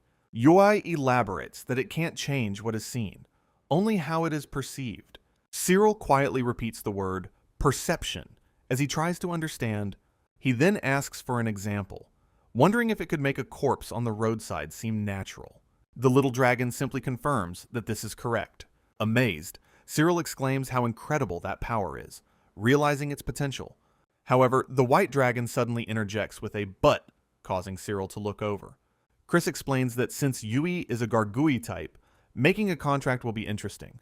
Sirill then turns to the small dragon and formally asks if it will form a contract with him. Yui immediately agrees to the contract, much to Sirill's surprise. Caught off guard, Sirill asks if it's really okay without any further explanation. The little dragon simply replies that it doesn't dislike him. Looking at the others, Yui adds that everyone seems to be having fun, visibly touched by its words. Sirill quietly thanks the small dragon. Without further delay, they begin the contract ritual over a glowing magic circle.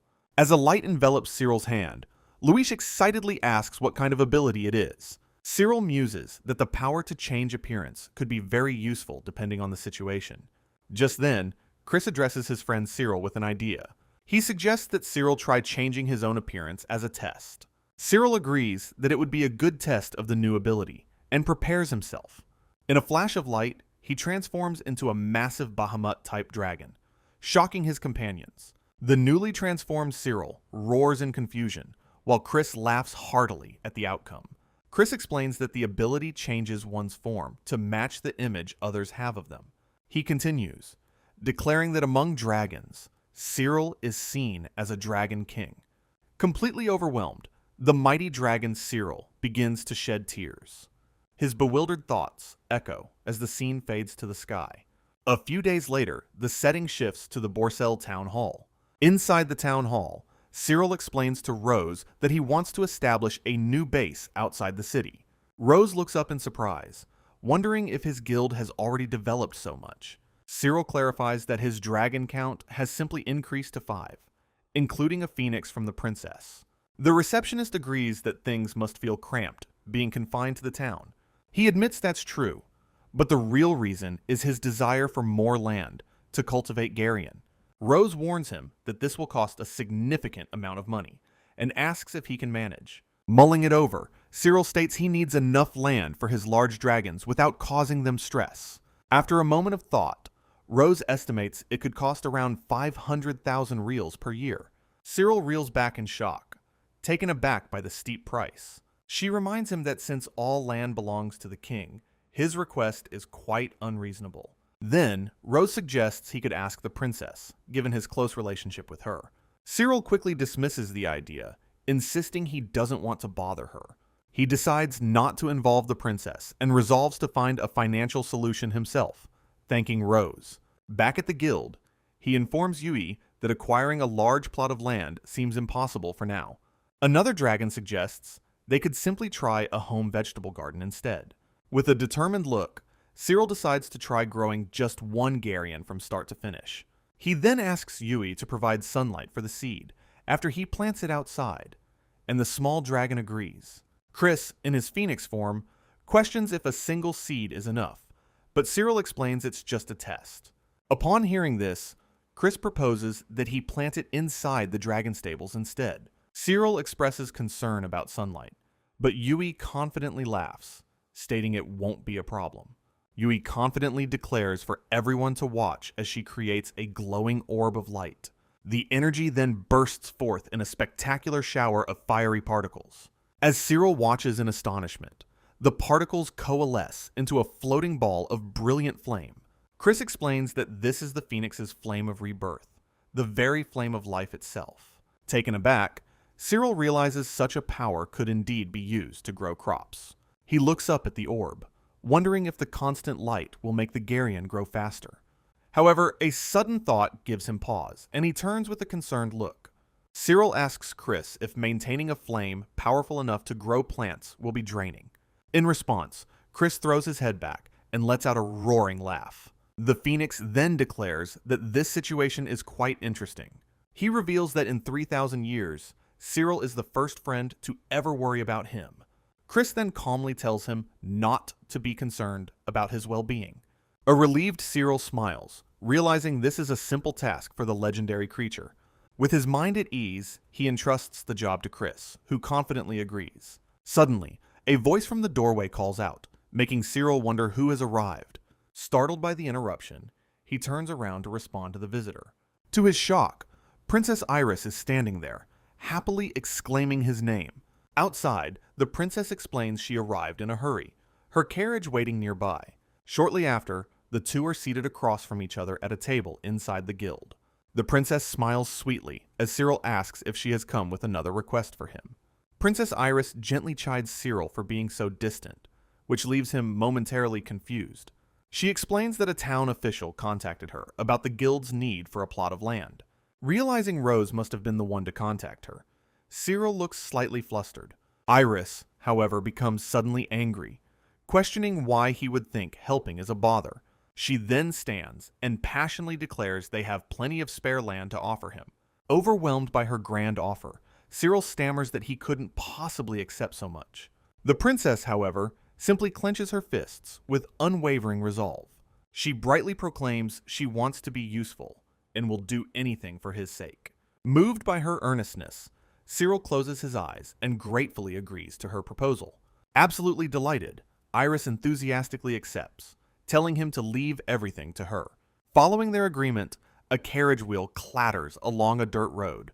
Sirill rides on horseback beside the carriage, amazed she found a location in 3 days. Later, inside the transport, he asks if it was difficult, but she cheerfully dismisses his concerns. She thanks him for his work, reiterating that they truly have spare land available. However, she clarifies it isn't ready for immediate use, just as they arrive at their destination. Sirill peers out the carriage window, his eyes widening in amazement at the sight. Before him lies a vast, desolate landscape, scattered with the ruins of old structures. The two of them step out of the carriage and begin walking through the overgrown area. The princess asks for his opinion, explaining that this is a recorded abandoned manor. Looking over the land, Sirill realizes there must be fields here, though they are currently untended. As they walk, Sirill notes the buildings are almost completely collapsed, and Iris agrees.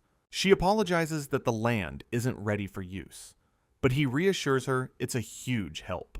He notes the remaining bridge and water wheel will be a good reference, making it easier than starting anew.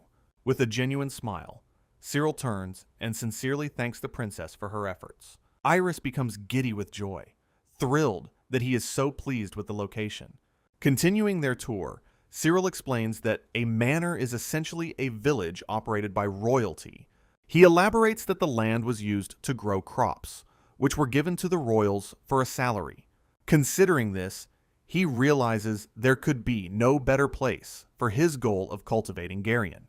With newfound resolve, he looks over the area and decides the first step is to prepare the ground. He proposes burning away all the unnecessary debris and casually snaps his fingers.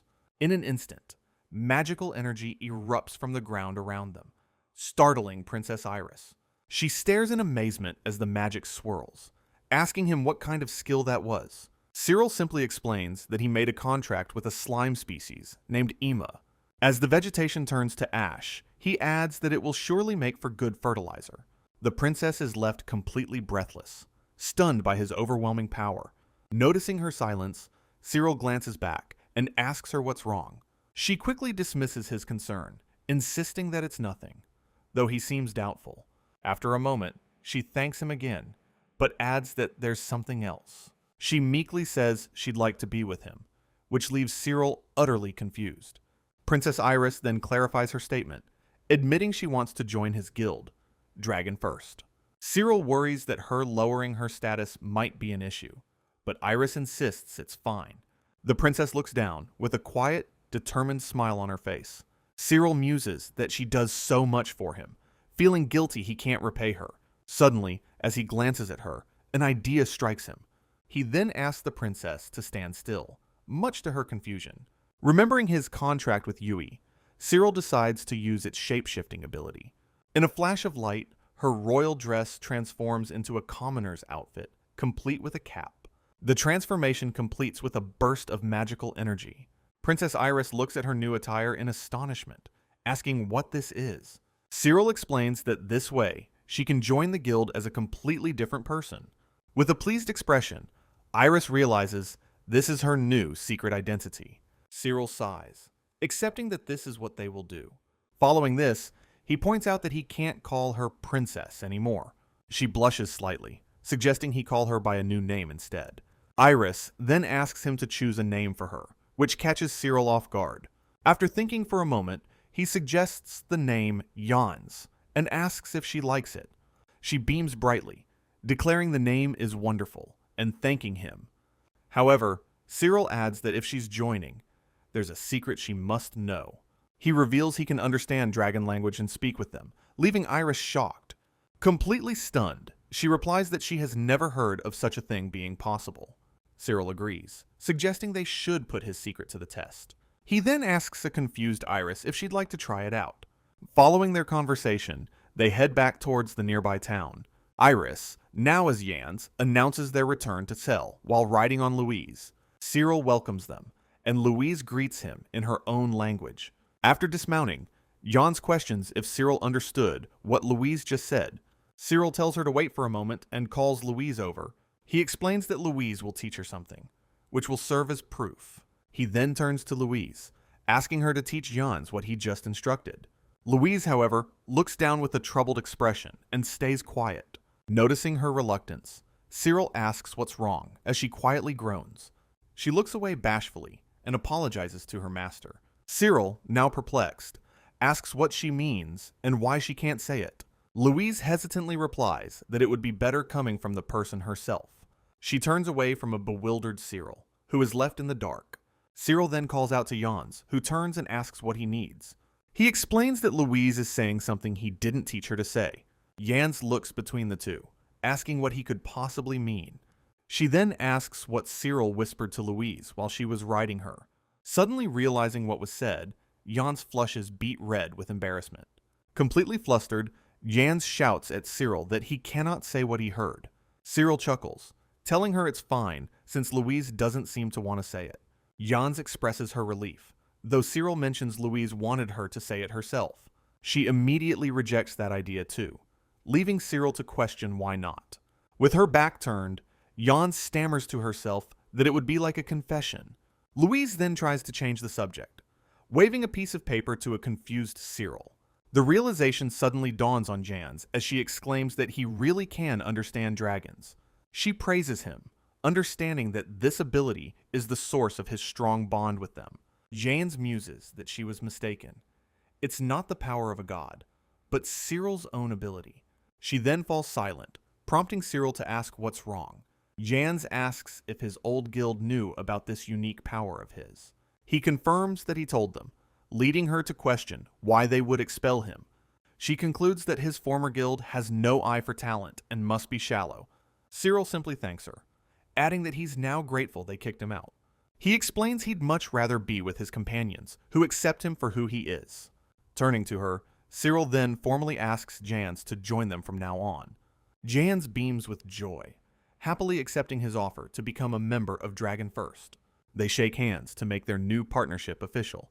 The scene shifts to a snowy mountain landscape, indicating 1 month has passed. Sirill looks on at a large structure being built, remarking that it's coming along well.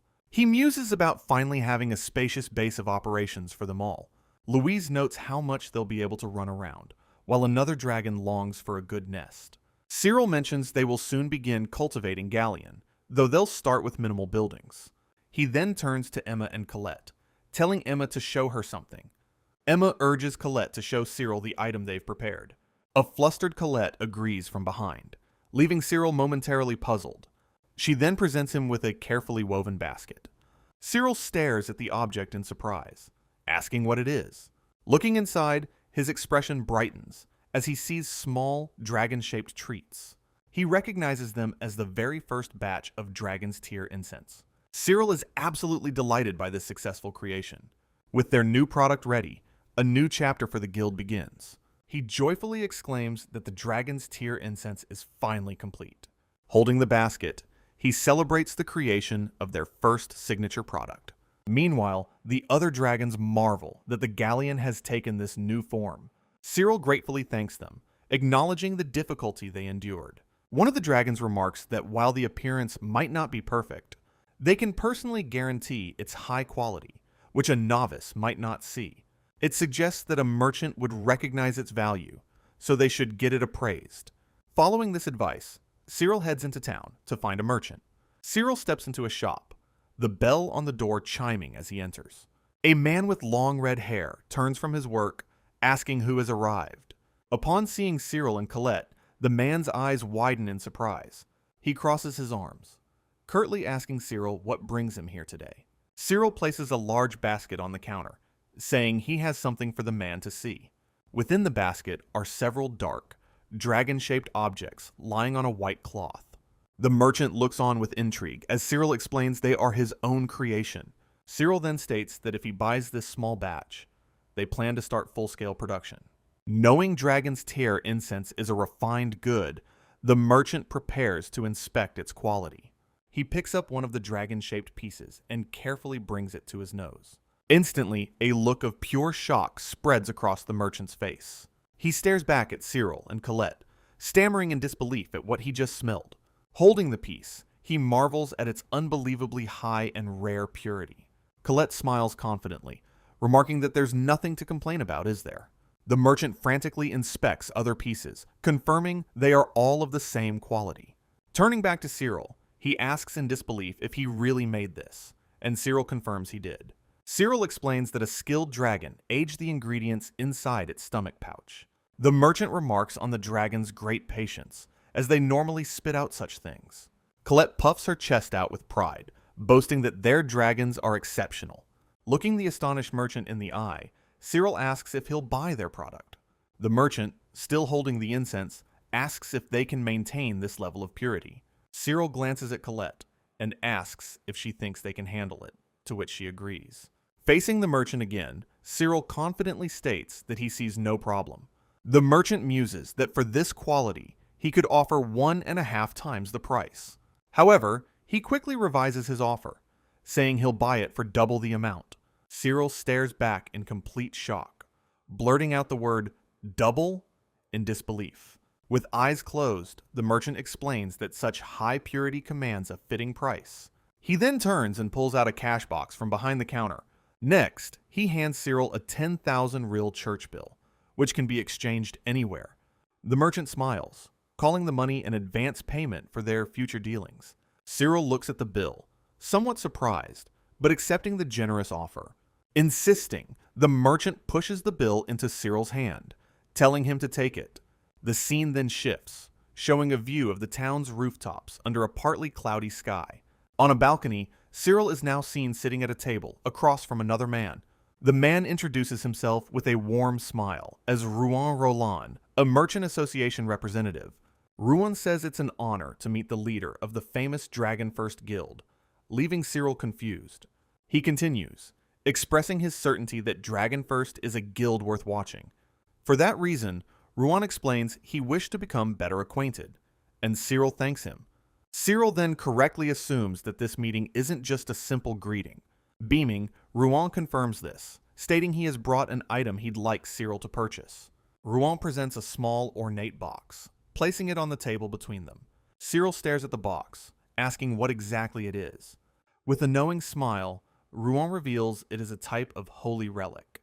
Sirill repeats the words, holy relic, his expression one of slight disbelief. Chuckling, Ruan explains that while most relics are fakes, this one is special. He then lifts the box slightly, declaring that this particular item is authentic. Sirill thoughtfully considers this claim, stroking his chin. Ruan adds that, rather than just taking his word for it, Sirill should see for himself.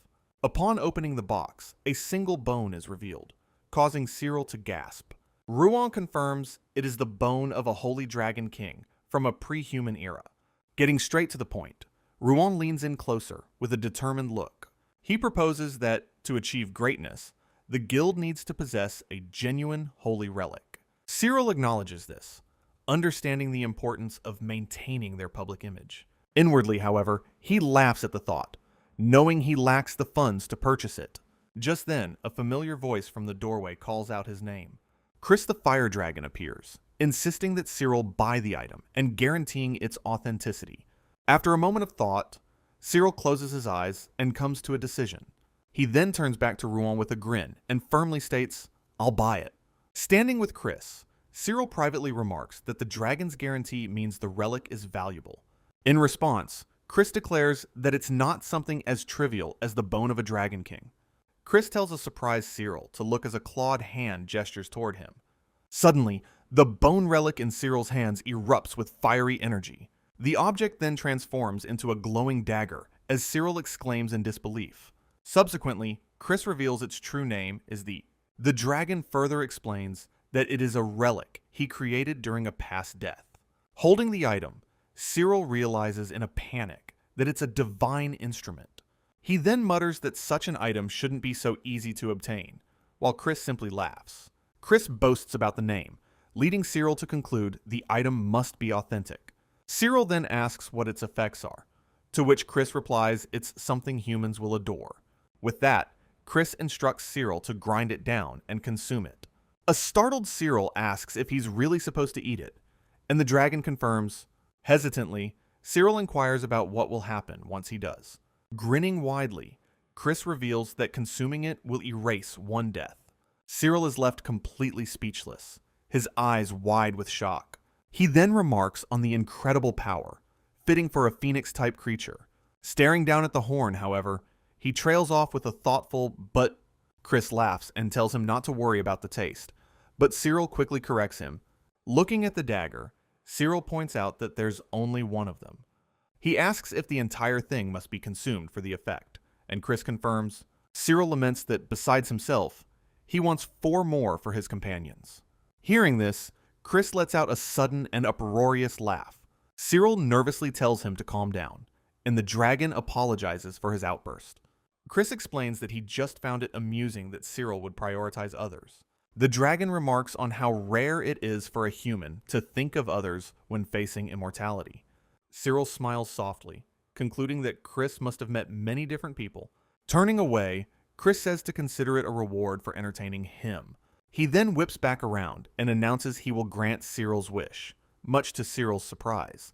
In a shocking move, Chris violently bites off one of his own horns. He then tells Sirill not to worry, and to simply watch what happens. Immediately after, a burst of fire erupts from the fresh wound on his head. A brand new horn regenerates in an instant, leaving Sirill utterly amazed. Holding the severed horn, Chris then instructs Sirill to hand over the dagger. Sirill complies, and Chris takes the phoenix horn dagger, holding both items. In his grasp, the severed horn transforms into a much larger, more formidable object. Sirill asks what's happening, realizing Chris has imbued the horn with even more power. Chris grins, explaining that with one more step, they can establish a new base.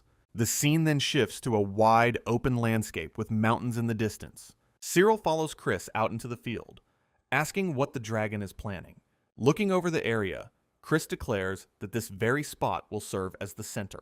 Finally, with his wings spread wide, Chris instructs Sirill to stab the horn into the ground. Sirill hesitantly holds the large horn, confirming he should stab it into the ground. Following the instruction, he firmly plunges the horn into the earth. Immediately, a massive shockwave erupts, forcing Sirill to shield his eyes. He looks up in astonishment as a colossal pillar of light shoots into the sky. Chris then calmly informs a bewildered Sirill that this is the wish he granted.